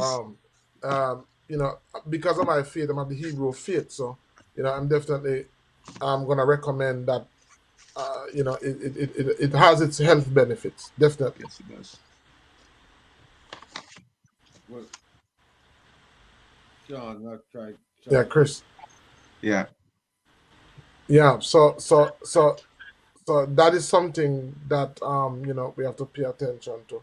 But yeah, so as it relates to, you know, we talk about the prostate, we talk about what needs to be done for prostate health. As a man gets older, then what happens is that his testosterone level decreases, and because his testosterone level decreases naturally, then a man around about age 40, I said around about age 40, you have to now start to take your health. Don't wait until you reach 60. When you step into your 40s, your testosterone level begins to decrease rapidly. And so what I say to persons is, to men, begin to take steps to increase your zinc, increase your boron, also physical activity. Because once when you get physically involved, that's one way of also keeping your muscle mass. That's also one way of getting it, keeping your testosterone levels healthy. So it's being proactive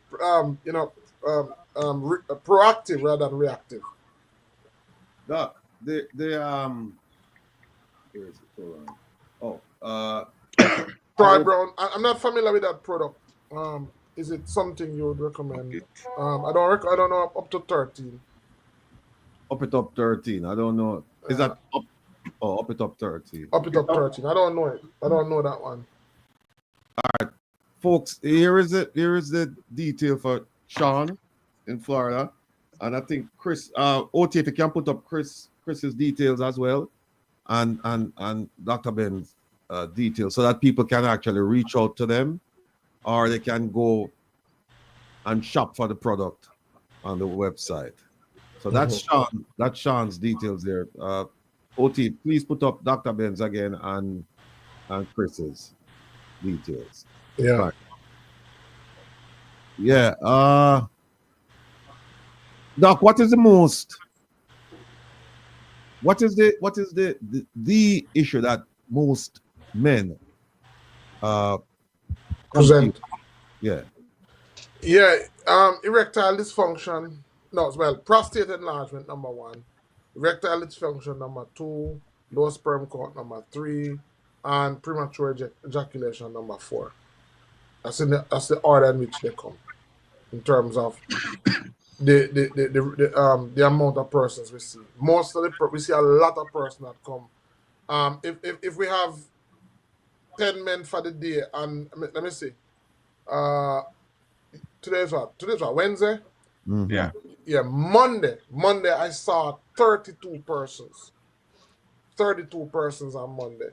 And of that 32 persons, half of them were men, and all of them, it was prostate problem.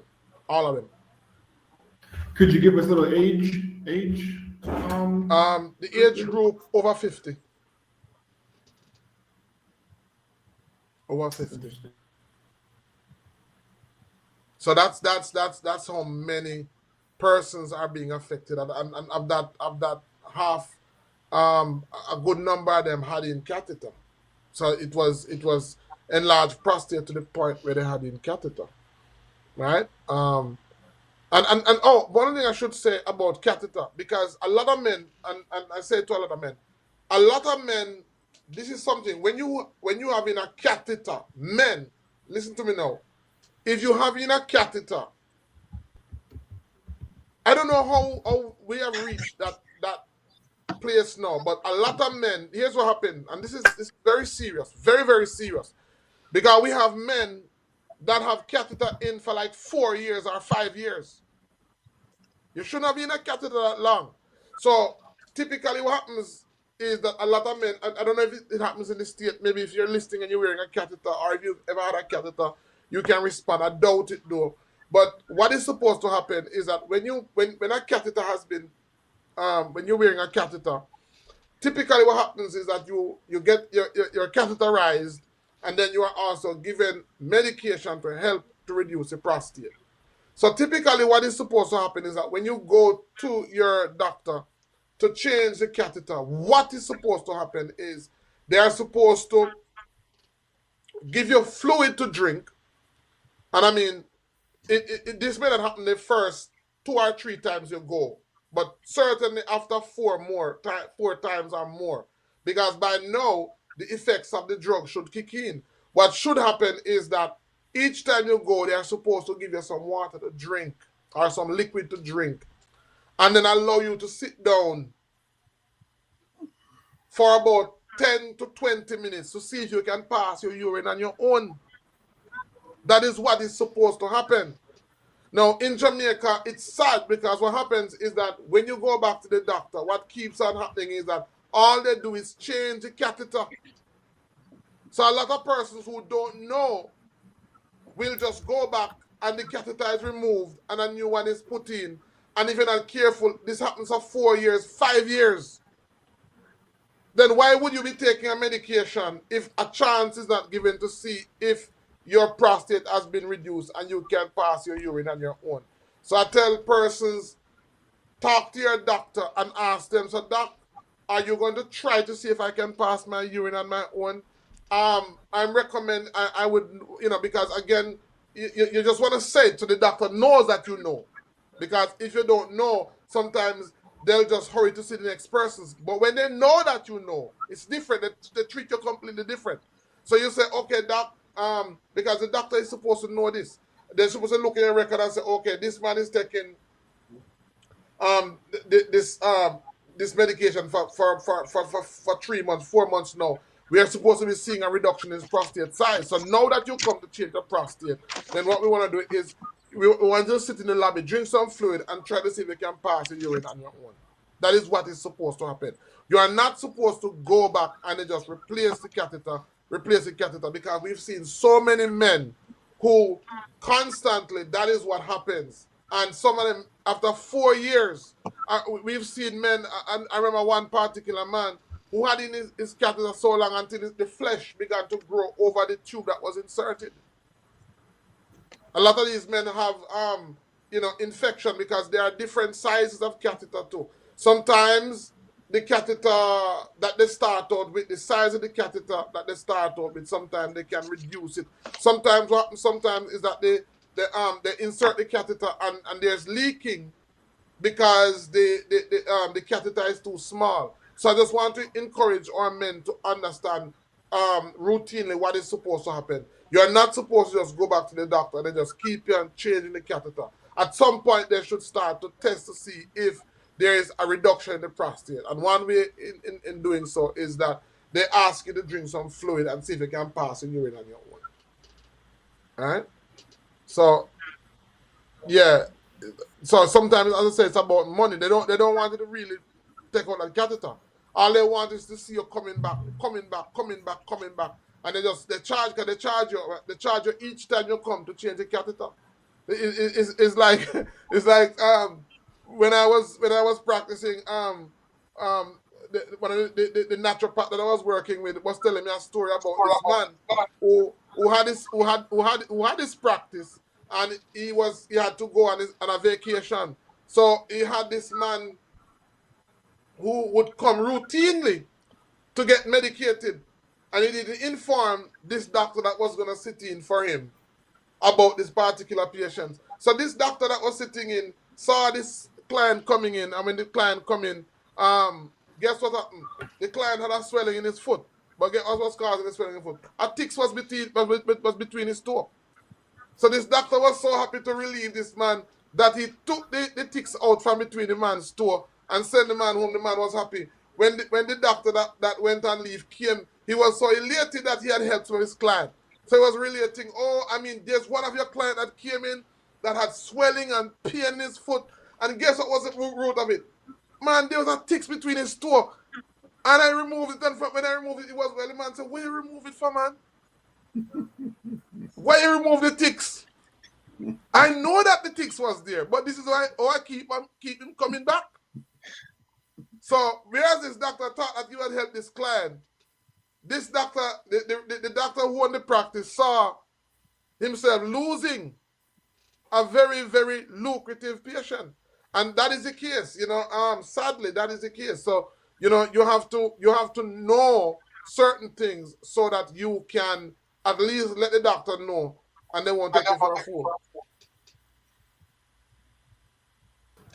Fruit Nican, I have somebody. I'll take your suggestion, and I'll discuss it with the producer. And yeah, we have a psychologist that we could actually bring on and talk about mental health. So yes, because that is so important as it relates to sexuality in men.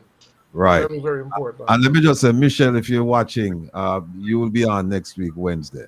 Michelle is our psychologist, so I'll talk to her and have her come on next week.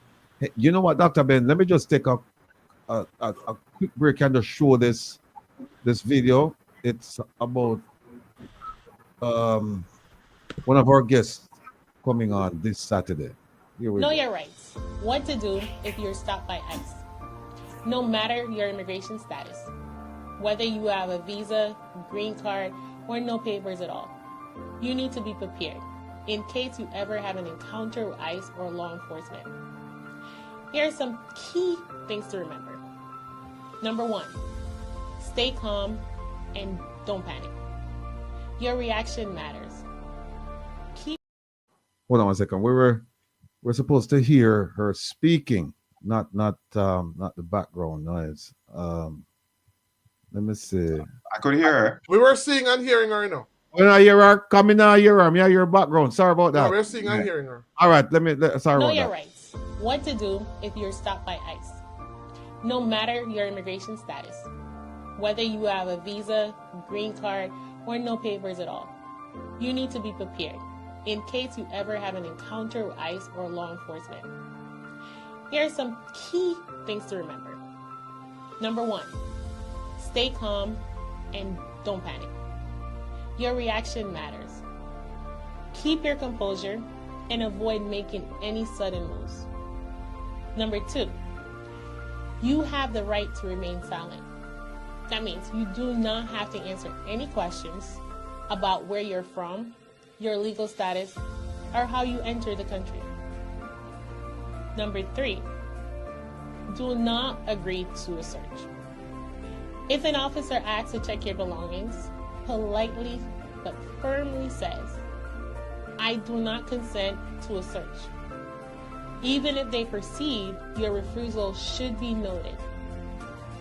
Number 4, never provide false documents or false information. Giving fake papers or claiming to be a U.S. citizen when you're not can create serious legal problems that are difficult to fix. Number 5, ask if you're free to leave. If you're not being arrested, you have the right to walk away. So the most important thing is to stay quiet and protect yourself legally. If you're ever in doubt, ask for a lawyer before saying anything. Thank you.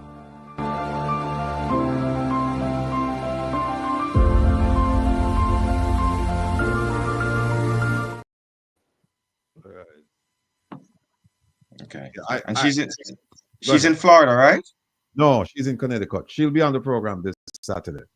So we're gonna talk about the rights of anyone, including U.S. citizens. If you're stopped by ICE personnel or law enforcement, given the climate that we are in right now, and you start asking questions what you should and shouldn't do. Most of all, you need to, and I've been giving out I've been giving my cards out to some of my clients and just telling them that, look, if you get stopped, the only thing you need to tell, if they ask for ID, you have to produce something. You have to produce something because they want to identify who you are. Yeah. But you see, you don't, they just can't stop your profiling and stop you and ask you because there's a problem with the profiling. But to prevent any issues, if you have status, you should just go ahead and just say, this is who I am. And then that's it. You know, I've given my clients my card and tell them anything beyond identifying yourself. And when I say identifying yourself, just your name, and where you live. And then beyond that, you just tell them, look, here's my lawyer. He instructed me not to speak to law enforcement regarding regarding any questions without consulting with him first or having him talk to whoever it is that's trying to elicit information from me. So, and then they call and then we talk. So tune in this Saturday because that's just a primer. You're gonna get more on what to do if you're approached by law enforcement. Well, I'm going forward to it. She's based there in New York also, but like my ex-partner, my children's mother, that's what she does. She's knee deep in immigration cases because she specializes in a lot of asylum cases, Indians and all over. So she has her work cut out for her right now. She can't even breathe sometimes, some days. Yeah, Antonio, you're right. You're right. But but Antonio, you have to understand the climate.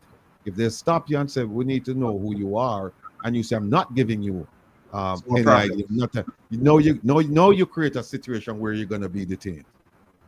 All right. So one of the biggest misconceptions, I think, and I remember going down this rabbit hole when I was trying to create an identification system for the Maroons. You can create your own ID.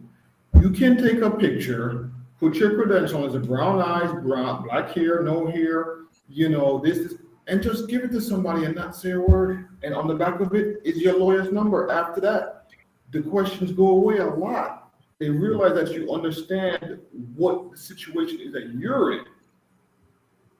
It's a common misconception. People don't realize they can create their own IDs. You can stop all conversations. I know Spanish people do it a lot. Why? Accents, right? Jamaican accents, Haitian accents, Spanish accents, right? You don't want to talk to anybody. Pull up to you, give them that card. So I'll be on I'll be paying very close attention to your show, Rattigan. I'll be on it. Yeah. Maybe I have something interesting to add, and maybe I learn something. But yeah, because you're right. You just can't profile people. But in this climate, you don't want that kind of issue. So you just tell them, this is who I am, and here's my lawyer's number. You can contact him for any questions beyond the ones I just answered. And that's the end of it. They'll call me or they'll just say, all right, fine, you're free to go. But and we have to take into consideration that this president, our president, whether we like it or not, is creating an environment where we will trample on your rights and deal with it after. Oh, yes. Right? Oh, yeah. Right. So you don't want that. We'll trample on your rights and we will deal with it after. So you just want to get out of there in the shortest possible time, and yeah. So but she'll be on Saturday, and so we'll discuss immigration in depth. We can't do it in one program, so we're just going to talk about if you are approached, or if they give you if they come to your house and they give you, they say they have a summons for you. And just keep in mind, there are two types of summons. There's an administrative summons, which the agency, they sign that summons. I used to sign a lot of them. And some of them, you just ask for bank records. You don't need to go to court. You fill out the summons yourself and you just present it. Mm-hmm. And then there's one called, for lack of a better term, judicial summons. That's one where it's signed by a judge. Now, if a judge signs it, then that's serious business. If it's an admin subpoena, you can just say, no, I'm not going to open my door. And that's it. But if it's signed by a judge and it says that they have to bring you in, they can kick the door in and then come in and grab you and take you. So you usually ask, if they knock on the door and say, I have a summons for you, you tell them, put the summons on the door so I can read it, because you have a right to read the summons. So you say, let me see it.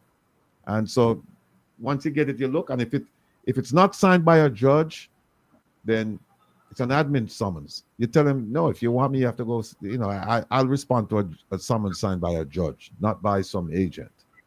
And then that's that. So and leave. Things we'll talk leave about. That location as soon as they can. Yeah, because what they'll do, if they really want you and you start saying that, then they'll leave somebody at the front door, somebody at the back, and then somebody will run down to the nearest courthouse and get the sign.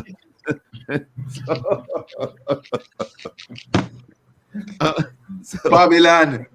Yeah. They'll just leave somebody so you can't escape, and then they run and get a judge to sign it, and then they come back for you. So, but at least you give them a little bit of, you let them work. Yeah, so the admin subpoena is, generally speaking, it's for records. It's not to arrest somebody. To arrest somebody, you're talking about affecting someone's liberty. That's a constitutional issue, and that has to be signed off by a judge. And so they have to convince the judge that you are somebody of interest to them, and that you've committed a crime, and that they wanna effect an arrest. So that's where we are with that. Anyway, let's get back to this medical thing here about. But you know what, Doc? We're spending a lot of time talking about the sexual organ and sex, but there's more to a man than that. Yeah. Well, that sadly, that's true. But most men, when they come to you, that's what they come to you about. A man that has diabetes, a man that has high blood pressure, it's inconsequential if it's not affecting his ability to perform. And one of the things that Doc and I spoke about too was that we were trying to limit it to what uniquely affects men. Like diabetes affects men and women and whatnot. But yeah, we can divulge. We can branch off if needs be. Did we talk about like colon and all of that stuff? Well, I wanted to talk about, just keep it maybe for tonight, talking about, because I said sexuality is wide, because as I said, some men who have problems with erection and performance, one of those factors is diabetes. We talk about the physical factors. Diabetes is one of them, vascular problems, conditions such as arteriosclerosis, which is the hardening of the arteries, is one of the big problems, and that also affects men with age. So a lot of men who have erection issues may also have swelling or numbness in their fingers and their toes. That's also a major problem. As a matter of fact, a lot of the men. Weight. Obesity. Weight, yeah, overweight, and there are certain lifestyle that contribute to that. So men who do a lot of drinking, men who are overweight, men who smoke, these are lifestyle factors that contribute to men not being able to perform. And so a lot of times when men come to us, they look at the effects, they look at the symptoms, and they don't make any correlation or any link to the lifestyle that contributes to that. So as you get old, as I said, some things you can do, a lot of things you can do and get away with when you're young. But as you get older, you have to now start to realize that these things are going to catch up on you. So, a lot of men who party and drink a lot, who go to bar, will have these problems, and they don't think it's related to it. It is related to it. So you have to look at how, the type of habits you have. Yeah. Who is this? Troy. Where is it? Troy. Oh, big up yourself, Troy. I think he knows. He mentioned something about knowing Shernet. Oh yeah, Troy. All right. Yeah. Yeah. She'll be on Saturday. So tune into that. And Catherine saying that there's a collision, an airline collision between American Airlines. Yeah. Yeah, I'm sure I'll hear more about that. You're right, Catherine. It's not too far from where I am. So yeah. Morrison needs second opinions. No agreeing with doctor on many things. Foolishness about men who were sexually very active, unable to perform when older. Morris, are you speaking from personal experience, or do you have a study that is in disagreement with Doc? And the doc didn't say you would be unable to. That's yeah. They didn't say unable. Yeah, man. It's a lot of need second opinions, not agreement on many things. Foolishness about men who were sexually very active, unable to. No, I said that there.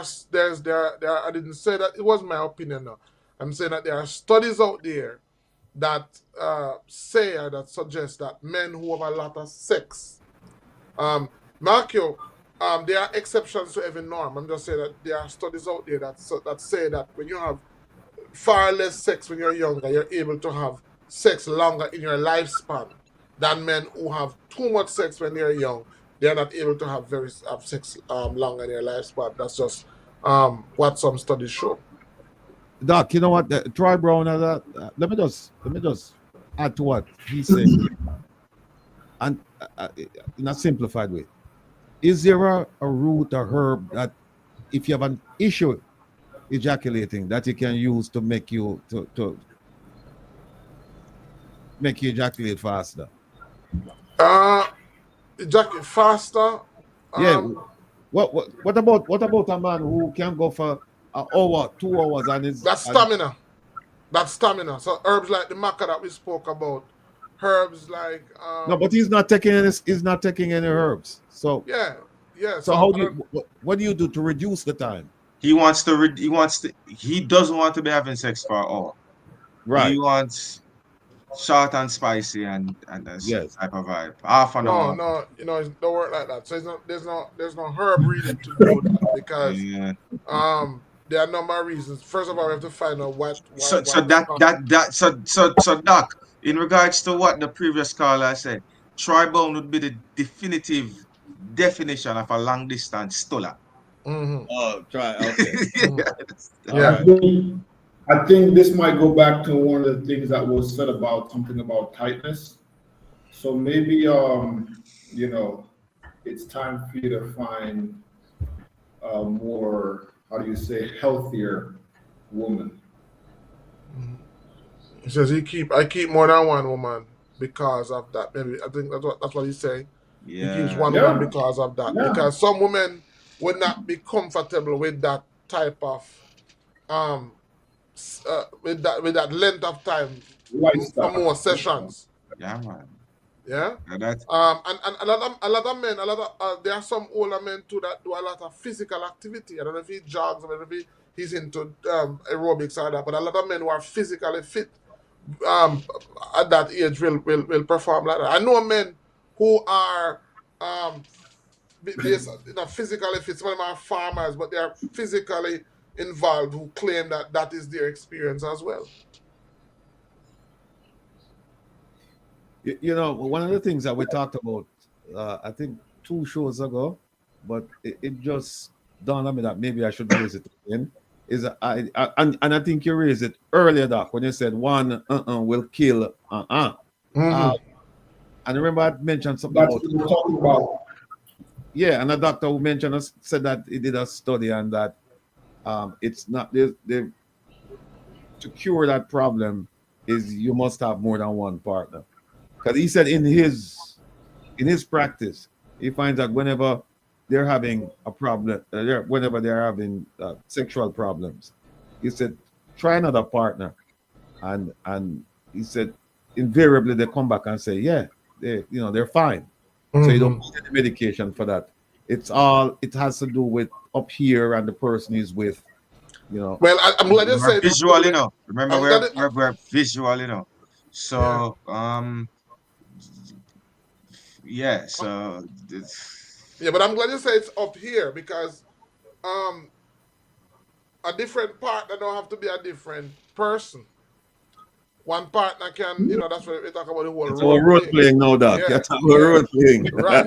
Where a woman can take on a different personality. And some people say, why them call that crazy. Them call that crazy.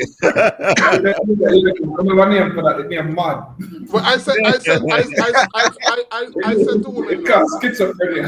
said to women, men are biologically made up to have that desire for more than women. Men are just made differently. So if a man wants to be, if a woman wants her man to be in a monotonous relationship, she have to understand that she's signing up for. She has to be more than one for that man. That's where role play comes in. So I find that if that woman now becomes creative, or if they become creative, you will find that it's not necessarily a new partner you need, but it's a new perspective or a new approach to intimacy. It's just that it's easier when it's a new person, but I'm telling you, it can happen with one person if that person is willing to become creative. But you know, Doc, Chris have a point though. What if you get to the point where you just find that the person, you're no longer sexually attracted to that person? That's that. I mean, Rattigan, as I said, I'm not gonna go around it because you know, we live in a part of the world where monogamy has been pushed, and polygamy is looked upon as being not even an option. It's funny how we talk about the different types of family. And the man has no desire to leave her. He love her. Exactly. So no desire to leave her. No desire, and right, and so polygamy is a norm in certain parts of the world. It's just in our part of the world, it's frowned upon. It's looked upon as being wrong, and it's sad how all the other types of families are accepted, and this one is not a viable option. But as I said, that you know, there's a place for it. There's definitely a place for it, and I do believe that in the time that we're living in, it's going to become one of those options that are going to become normal, because we live in a society now where it's the only logical, unless you plan to go AI or use robot. But if you're into human beings, it's going to become one of the most logical option. Yeah, them says no bush can solve that. Huh? No bush can't solve that. Very true. Well, Very true. so Morris said that if you read his previous comment, you know, he said that for in terms of the size thing, he had suggested that you tie a dumbbell to your stuff or something, and let it hang there for like an hour in the morning. Morris, I try to kill out people. You know what? I'm gonna try. Why not? Yeah. Morris, he might introduce Kegel exercise to the thing, you know. So. Morris, is this from experience or how do they go? A friend, they always say what? I'm asking for a friend, right? Yeah. For a friend. Is it true that blah blah blah? I'm just asking for my friend. Yeah, and then there's the issue of certain medications that persons may be taking that can contribute to problems that they're having. Some people say that prolonged use of hypertensive medication over a period of time affects their ability to perform. You know, so that is something that. But Doc, you know what I think sometimes as men we get it, the priorities wrong. For example, we are so preoccupied with length, right?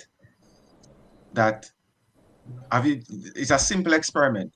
A garden hose. If you hold a garden hose closer to the top, just notice how it behaves itself versus you hold it closer to the bottom. It drops down. So a lot of us as men are running down this length thing and whatnot. And the question that you have to ask yourself is this, you know, more length mean you require more blood flow. But it don't make sense. Somehow we are kill up ourselves forget length when all we're gonna really come up to the thing is because I'm sure everyone has watched porn at some point. You don't want to be that guy that has to be holding the root and praying for their life. You know what I mean? Where it's not flaccid, but it's not fully erect. You know what I mean? Because the woman them not enjoying that either. Right. Then that's when you have to use a pump. That's when you have to get the pump ready.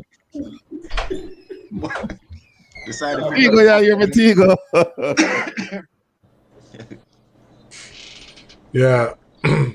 But a lot of people use a pump, and the pump helps with erection and hardness. But as I say, over a period of time, it has negative effects. You know. Yeah, it's Has negative And effects. Don has a good point.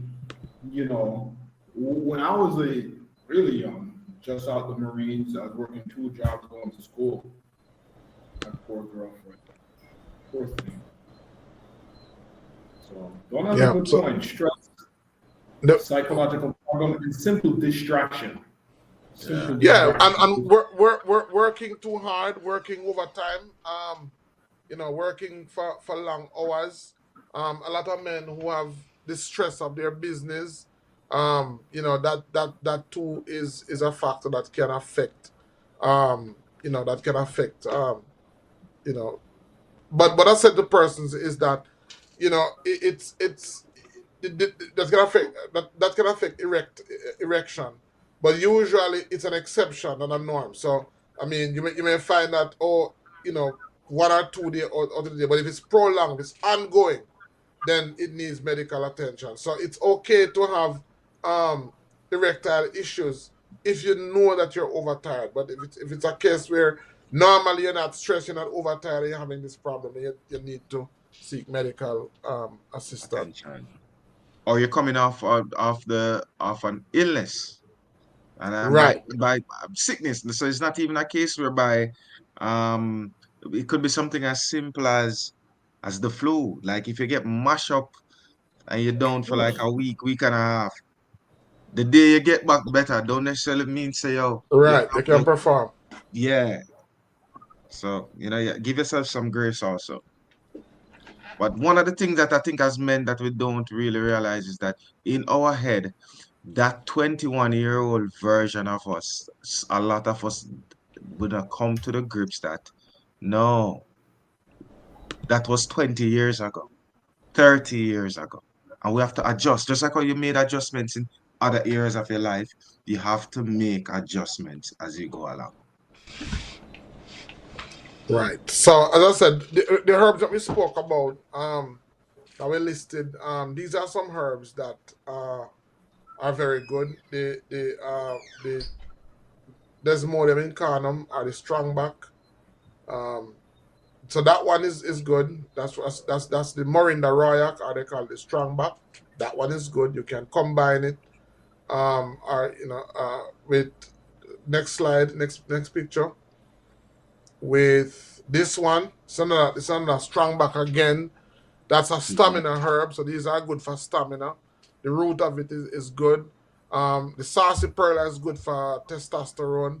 And the sarsaparilla is also good for testosterone. And they are also high in iron, which are very important compounds that you need to use.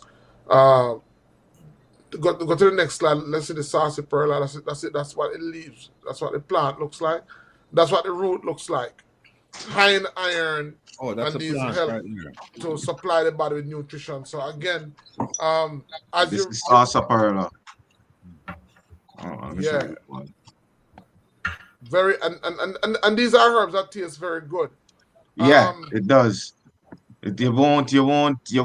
A lot of persons have a misconception that a lot of herbs taste bad, and no, you can't see that. So there's a right and a wrong way to I should say that there's a right and a wrong way. On our website, there's a book that I have.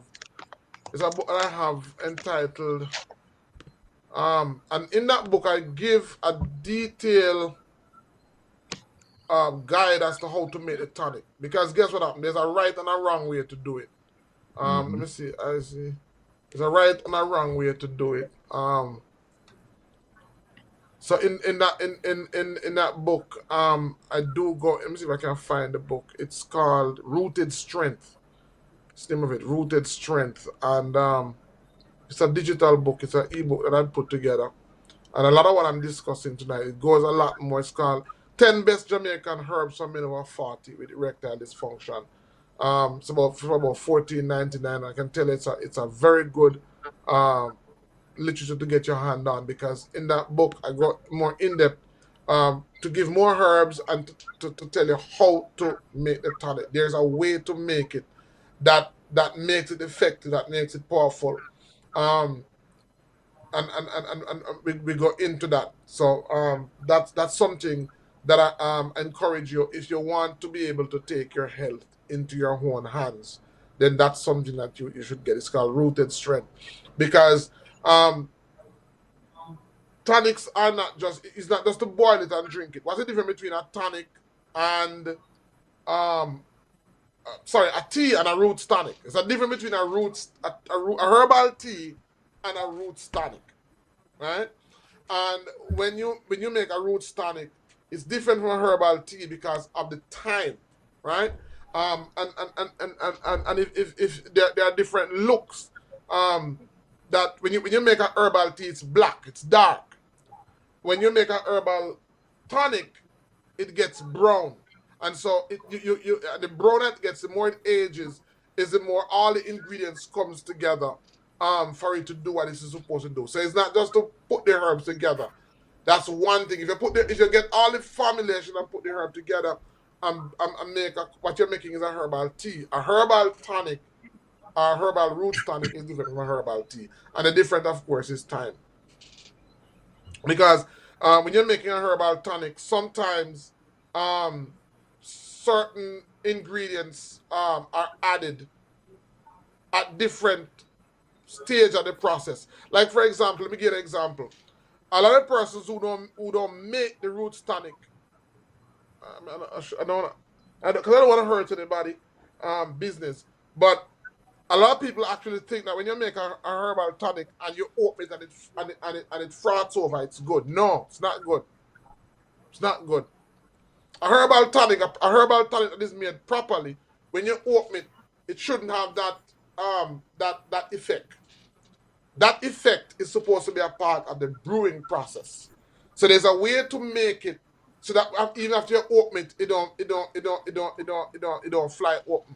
Sometimes some of them make it and bottle it and they burst up the bottle, right? Because of the whole fermentation, because of what's happening. No, that is not good to ingest. You don't want that in your herbal tonic.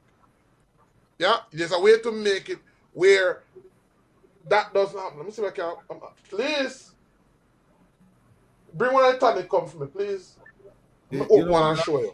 This is learning for me, because growing up I was always told, led to believe that when a man full of power, yeah, and him open it and it fire up, then him say, see, powerful, you know. No. Well, if you do that to the bottle, what is it doing to your body? Well, it's almost like a ginger ale, you know. If you shake it up and then you open it, what am I says that it froth over and then after that it's good. That not good. No. Let me give one. Let me show you something. So with our tonics, doesn't matter how long. It doesn't matter if I put this down for a year or two. When I open it, you will never have that effect. Doesn't matter how long we have it on the shelf, it will never have that effect. Doesn't matter how long I boxed it and put it down, it will never have that effect. Because we went through that project, through that process in the making of the product. And what and I said, I don't want to give it, but a lot of times what they do wrong is they add stuff to the tonic that they shouldn't add. They should add certain ingredients after it has fermented. They added it while it was fermenting, which contributes to that. And then some of them the bottles swell. So if they put it and they use glass bottle, if they put it in a plastic bottle, the plastic bottle swell. This is not just for herbal tonic, by the way, but for herbal medicine. A lot of the herbal medicine when they make them, the bottle them swell. That's not supposed to happen. So when I know somebody's know what they're doing and knows their job, I think like when Sean came to Jamaica and when we met a guy at Kingston at Sovereign, he had some plastic bottles, which he shouldn't have them in plastic bottles. But when you open it, you don't hear nothing to say, yeah, this man know him I do. This man know about herbs. Yes. Yeah. And I took 6 bottles home. Yeah. So that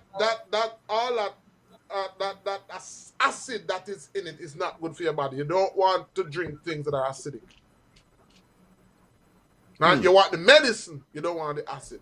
So there's a way to make it for that. So I said there's a book that I have called Rooted Strength, where I go into possible formulations and then how to make it for that not to happen. So I know a lot of persons who make tonics and they make like a case and lose like all 5. They make like 10 case and lose all 3 case just to they just put it down and the bottle just burst up because it wasn't made properly. It's not a process that you rush into. So you have to know how to do it. And if you notice too, it's brown. If I had some fresh one, when you make it, it's black. Right? And it takes on a golden. That's another thing that you need to look for. You can literally look at a medicine and know when somebody just make it and I give it to you, versus when it has gone through the time that it is supposed to go through, where it takes on the tone. So when you drink it now, the medicine is there, and all the acid and all those stuff are gone out of it. So there's a right way and a wrong way to do it. So you're saying that fizz, that it comes about because the ingredients, they have some ingredients that you put it after the thing has been fermented. Yes. And one of those ingredients, of course, the starch, like the sugar if you use it. No, Doc. No. Just for clarity. Sir Rattigan is saying that, well, what you're saying is that, if I got you correctly, also is that the acid is as a result of they put in everything from the get-go versus let it ferment first and then you add stuff after. So one Jamaica legally is fermentation means that bacteria is digesting the sugar in the formula. That's exactly what's happening. So if you don't know how to put it together properly, then you are consuming the bacteria that is doing that is digesting the sugar. That's what causes the physics. That's what you don't want to consume that. You want that process to be complete, because that's very important. That process it creates what is called probiotics in the medicine. So you need that too. You need that process to take place, right? But you don't want to drink the medicine. You don't want to drink the medicine while it is being processed. You want to consume it after it has been processed. Okay. So as I said, there's a right way and a wrong way to do everything. So a lot of times, people who make medicine, they and sometimes when you drink it, you find that it affects your stomach. So when it's properly, when you drink it properly, what happens is that you're supposed to, you have energy. You don't feel sluggish. You don't feel tired. You don't feel like your energy is gone. So there's a wrong way, and I said there's a right way of doing it. And there are different types of there's molasses that you can use. Some people don't use sugar, but you can use sugar. There is molasses, there is sugar, there is honey. As I said, we're going into a lot of that in the book. So I said to persons, if you can, because the name of the game is information. Your health is your responsibility, and no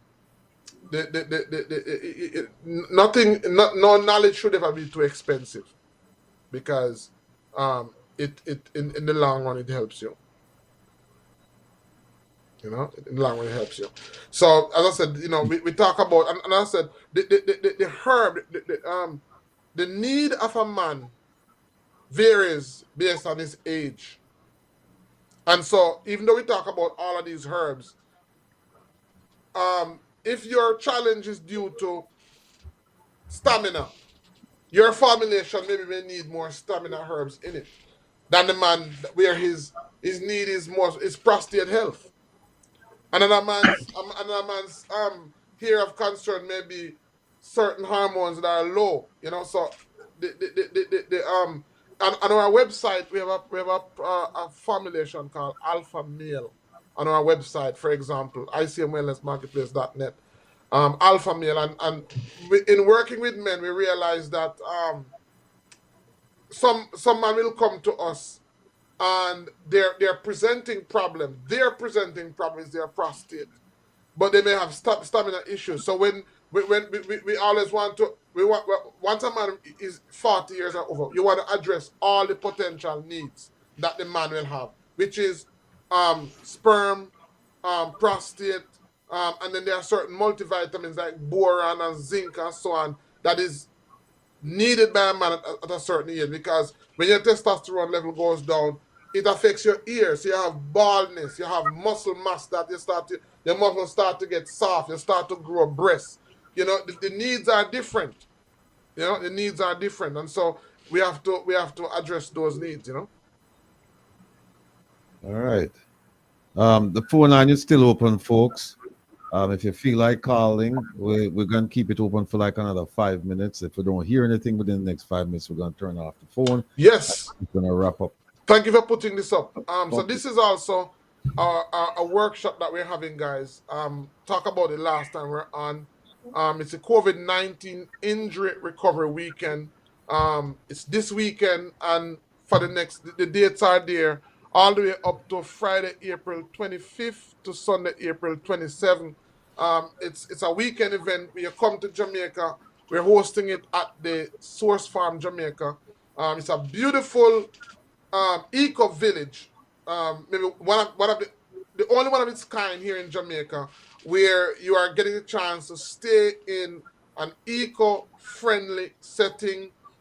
It's not only a physically healthy setting, but it's also a spiritually healthy setting. So if you are looking to get away for a weekend and you would want to, what's not listed there, I told the host that whenever I do sessions like these, it must have a herb walk, because I want to bring persons into the wild, and the whole idea is to show persons. It's not just to tell persons what's good for them, because one thing I said to the person is, it's possible for me to tell you what herbs you need.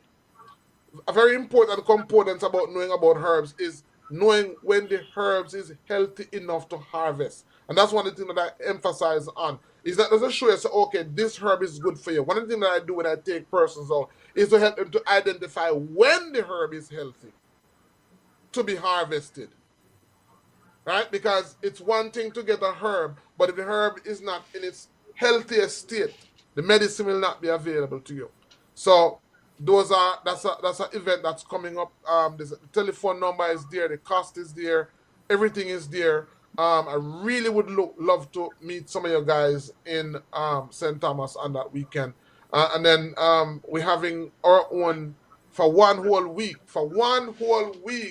From the next week, I'll try to give you guys my website information so you can show some of these things. For one whole week, from the 22nd to the 28th of March, I'm hosting a retreat. Now, the difference with that retreat is that I'm working to help persons to identify their $1 million project. I have so many formulations in my head that it's impossible for me to ever use them personally. So we have persons who we partner with, and we invite them to come to Jamaica. If it's a soap, we can show you herbs that you can use to make just one soap, one product. It may be a root tonic, it may be a soap, it may be a cream, it may be an oil, it may be an ointment. Just one you need. That event is gonna be for that. So it's not just to show you. I'm gonna go beyond showing you the herb. I want to show you how to make a product from that particular herb, so that we can. And I want to do that because I want to expand the offerings. I want to expand the offerings of what is available, and I know that I can't do it. I will never be able to do it. So I'm willing to share that information. So that's something that if you're interested, you can reach out, and I'll tell you more about that. Yeah, and what people should note is that it's not just this weekend; it's several weekends. The first one is this weekend, January 31st to Sunday, February 2nd, and then there's another one. The next one is on between February 28th to March 2nd. The third one, March 28th to March 30th, and the fourth and final one April 25th through April 27th. And Doc's cell number is right there, so you can reach out to him and talk to him about anything you want to talk about, herbs and everything like that. But certainly for the Source Farm weekend, the Reclaiming Your Health COVID-19 project, you can reach out to him about concerning that. And I'm looking at the thing, and it's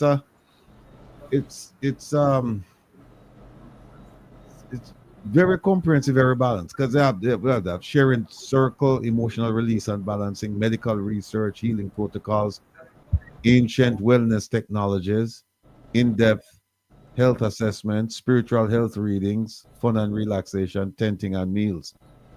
It's a worthwhile worthwhile initiative, and I highly recommend it. If you're gonna be in Jamaica during that time period, if you want to go down to Jamaica for this, then by all means do so. You can reach out to Doc. Hold on, I have a call coming in. Yes, caller, go ahead, please. Welcome. A question. What about the persons in the diaspora who cannot make it to Jamaica with Doc? Could Doc have a program, show and tell? So let us see how he does it on the program. Okay, that's something I'm gonna think about. Be arranged for us, because not everybody is gonna get to go to Jamaica. So could he have, show it on the program how he does it? It's not like he won't be able to do it. Yeah, no, I'm saying you can hang up right now. Doc is gonna answer the question. Yeah. Okay. Unless you have another question. You have another question? Hello? Yeah. What I can say is that I do come to the States. You guys speak on February? Yeah, I'm coming for February. I do come to the States to host some of these events. But I won't be able to do something like what I do at Source Farm in the States. I do herb walks when I come there. But what I'm doing for the 22nd to the 20th is going to be very different, because it's not just a show and tell. It's going to be more than that. It's going to be much more than that. But what I'll try to do is I'll try to see how close I can come to doing something like that in the States. I'll try to do that, because I do think about that.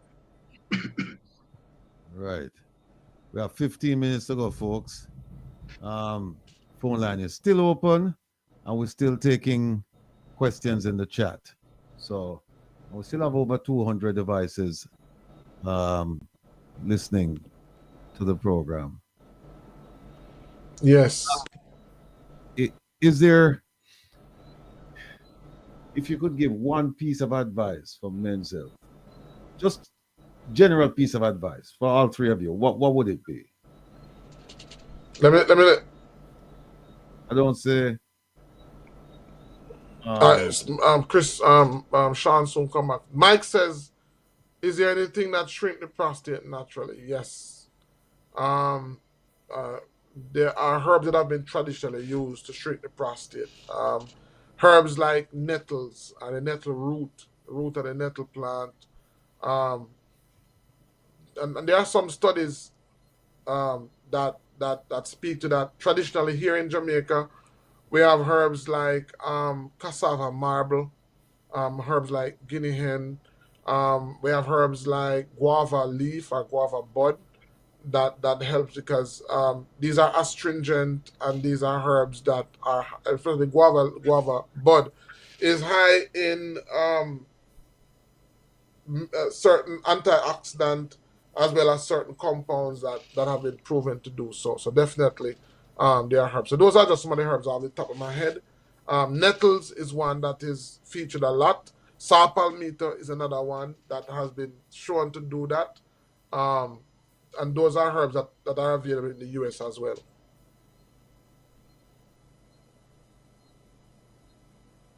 Yeah. Go ahead. Yeah, so in Jamaica, as I said, there is another herb that comes to my mind is donkey weed as well. that's been proven to do that. So these are just some herbs that over the years has been traditionally used to do that. Somebody asked a question. The herb good for organ function, liver, kidney, heart. So good for the liver. Most herbs that are bitter are good for the liver. They're hepatonics. So herbs like rice bitter, manjo bitter, bitter quassia. Most of those bitter herbs are very good for the liver, for the kidney. Herbs like chancapiedra, herbs like shea me darling. Um, I should say most herbs that grow a yellow flower. Most herbs that grow a yellow flower is good for the urinary tract system, including the kidney. Um, so that's a very broad umbrella. Um, for the heart, most herbs that grow a red flower. So like hibiscus. What's the herb that we saw in New York again? The, That grows a red flower. Grows wild in New York, man. Red clover. yeah. Red clover. So most herbs that grow a red flower is good for the heart. Most herbs that grow a yellow flower. There are exceptions, but most of them are the one that grow a yellow flower. If you don't know the name, most of the time, if you research it, it's good for the urinary tract system, including the kidney. That's another question there. The person have a cyst on the jaw. And Cyst on your jaw, we can use to get root. So most herbs, what you want to do is ripen that, soften that.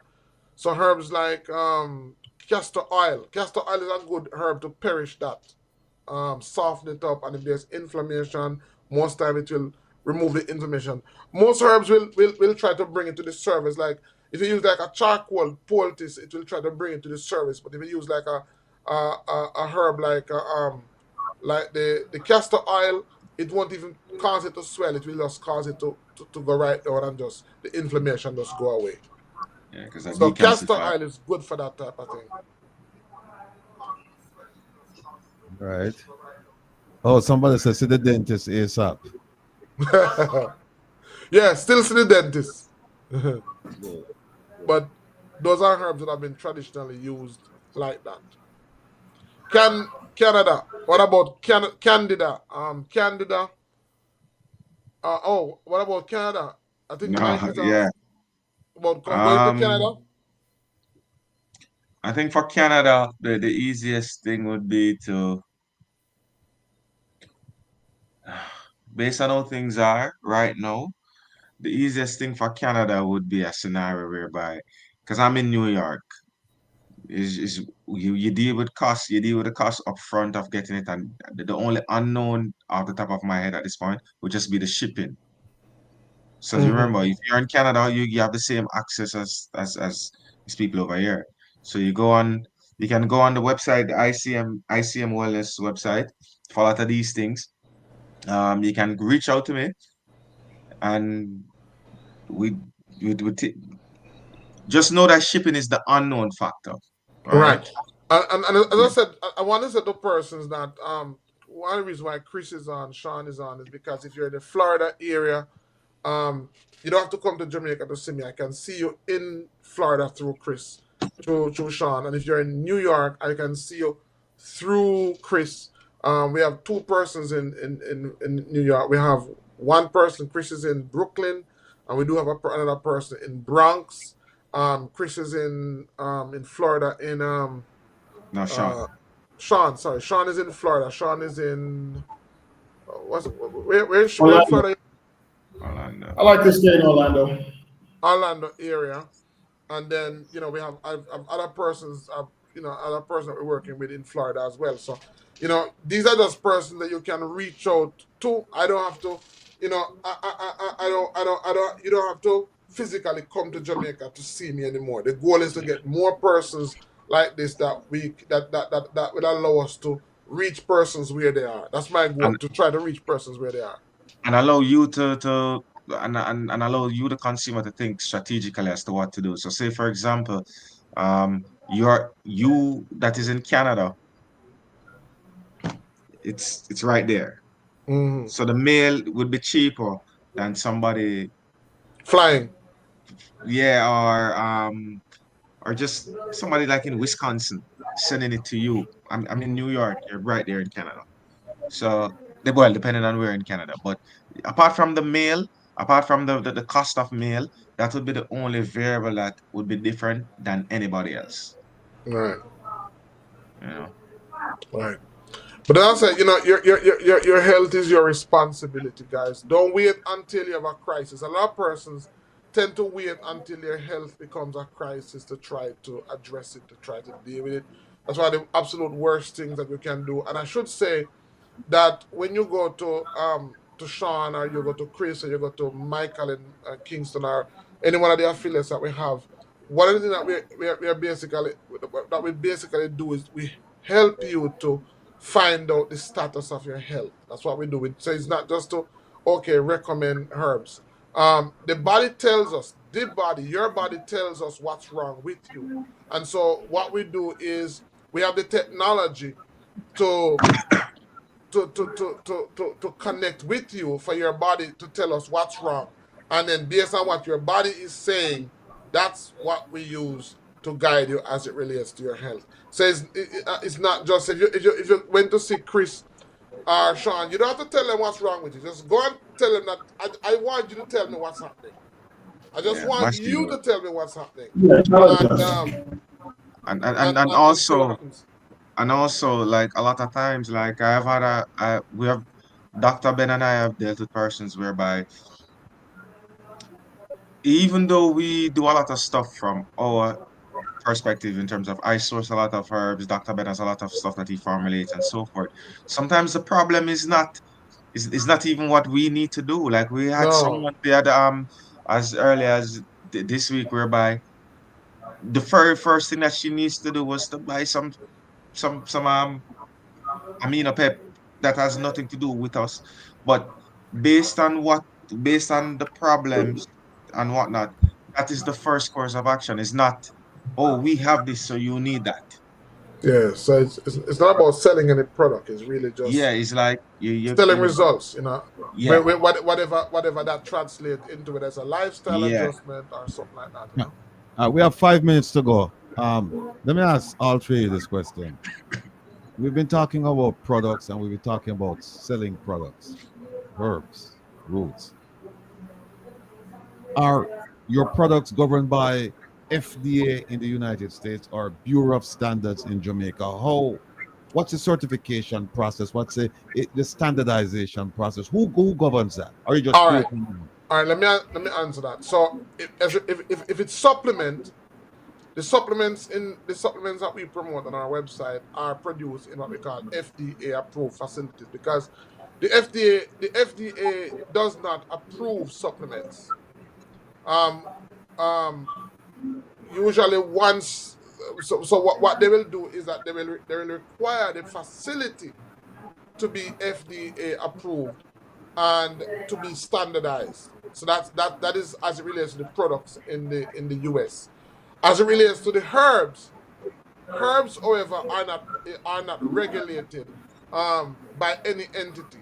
And so what we do, like myself and Chris and Sean, we recommend a lot of herbs in its organic form. And so those are not regulated. What the FDA will ask for, the FDA will have a list of herbs that it will not allow to come in the country. Whether the herb is classified because it's considered to be harmful. So there are some herbs like marijuana, for example, is not allowed. It's not. So you know that if you take marijuana, it's not necessarily that it will harm it. It's just that it has properties it has psychedelic properties that can potentially harm you if it is abused. So as it relates to natural herbs, that's as far as it relates to regulation. In Jamaica, the other thing that they'll want to do is to ensure that if the herb is in its natural form, that the herb has been properly cleaned, it has been properly processed. So those are just the expectations. But in terms of supplement, the supplement are not approved by the FDA, and the labels say that much. So all our labels will tell you that this product is not approved by the FDA. All right. So that's as far as that will go. All right, we have 3 minutes, gentlemen. As quickly as you can, give us a closing here. Hold on. And for me, the herbs that I bring into the States, I have to get certification from the USDA, right? And that's from the American leg and from the Jamaican leg. Like I mentioned, like the pimento and so forth, I go through certification through Jackra and so forth. So yeah, everything that we do, there is It's above board. accountability above all. All right, give me your closing, please. We have 2 minutes. Yes, all herbs that we have go through a very rigorous cleaning process. They're done by a series of, and they are looked at by different facilities, FDA, as they mentioned. They can't come into the country unless they're definitely clean. They're scrutinized really well. Some of them not raw products, but some of them are in finished farm. I know that some people are asking me where I am in Florida. The simple answer is I'm almost everywhere in Florida. I go everywhere to see my clients. I've gone as far down as Miami, Doc, as far up as Tallahassee, but the entire Southeast area, to answer one of the questions that I just see out there. But we do go through a rigorous process. It's an extensive 300, 400 page PDF that we have to go through and make sure that our products are clean. But these facilities won't vouch for whether or not they work or not. So I'm not sure if I'm answering the question correctly, but we make sure that we get them from good facilities and that we clean them well. Okay. Chris. Yeah. You are closing now. We'll finish up. Yeah. Yeah. And as I said before, I'm certified on this and I'm certified from Jamaican and of course, cleanliness, hygiene, all of this they are taken into consideration to become certified. All right. And just each one help one, just eat well, sleep well, do what we must to preserve ourselves. I hear you, sir. I hear you. Doc. Yeah, man. So my closing word is, guess what? Your health is your responsibility. Wow. And the greatest weapon against sickness and disease is education, not medication. Yes, sir. I like that. Yeah, education, not medication. Education will prevent you from taking the medication. So at least that's the purpose of that. So, gentlemen, I want to thank all of you again for coming on. And again, I shouldn't even be thanking you. We should all be thanking each other because this is our program. And it's our program in terms of outreach to our people so that they can live healthier, happier lives. But it starts, as Doc says, with education. Education instead of medication. So until next week, Wednesday, take care. And don't forget, Saturday, tune in to Reason with Rattigan. It's going to be an exciting program. Gentlemen, take care of yourself. I'll be there. Enjoy. Thank you. Good night. Blessings, everybody.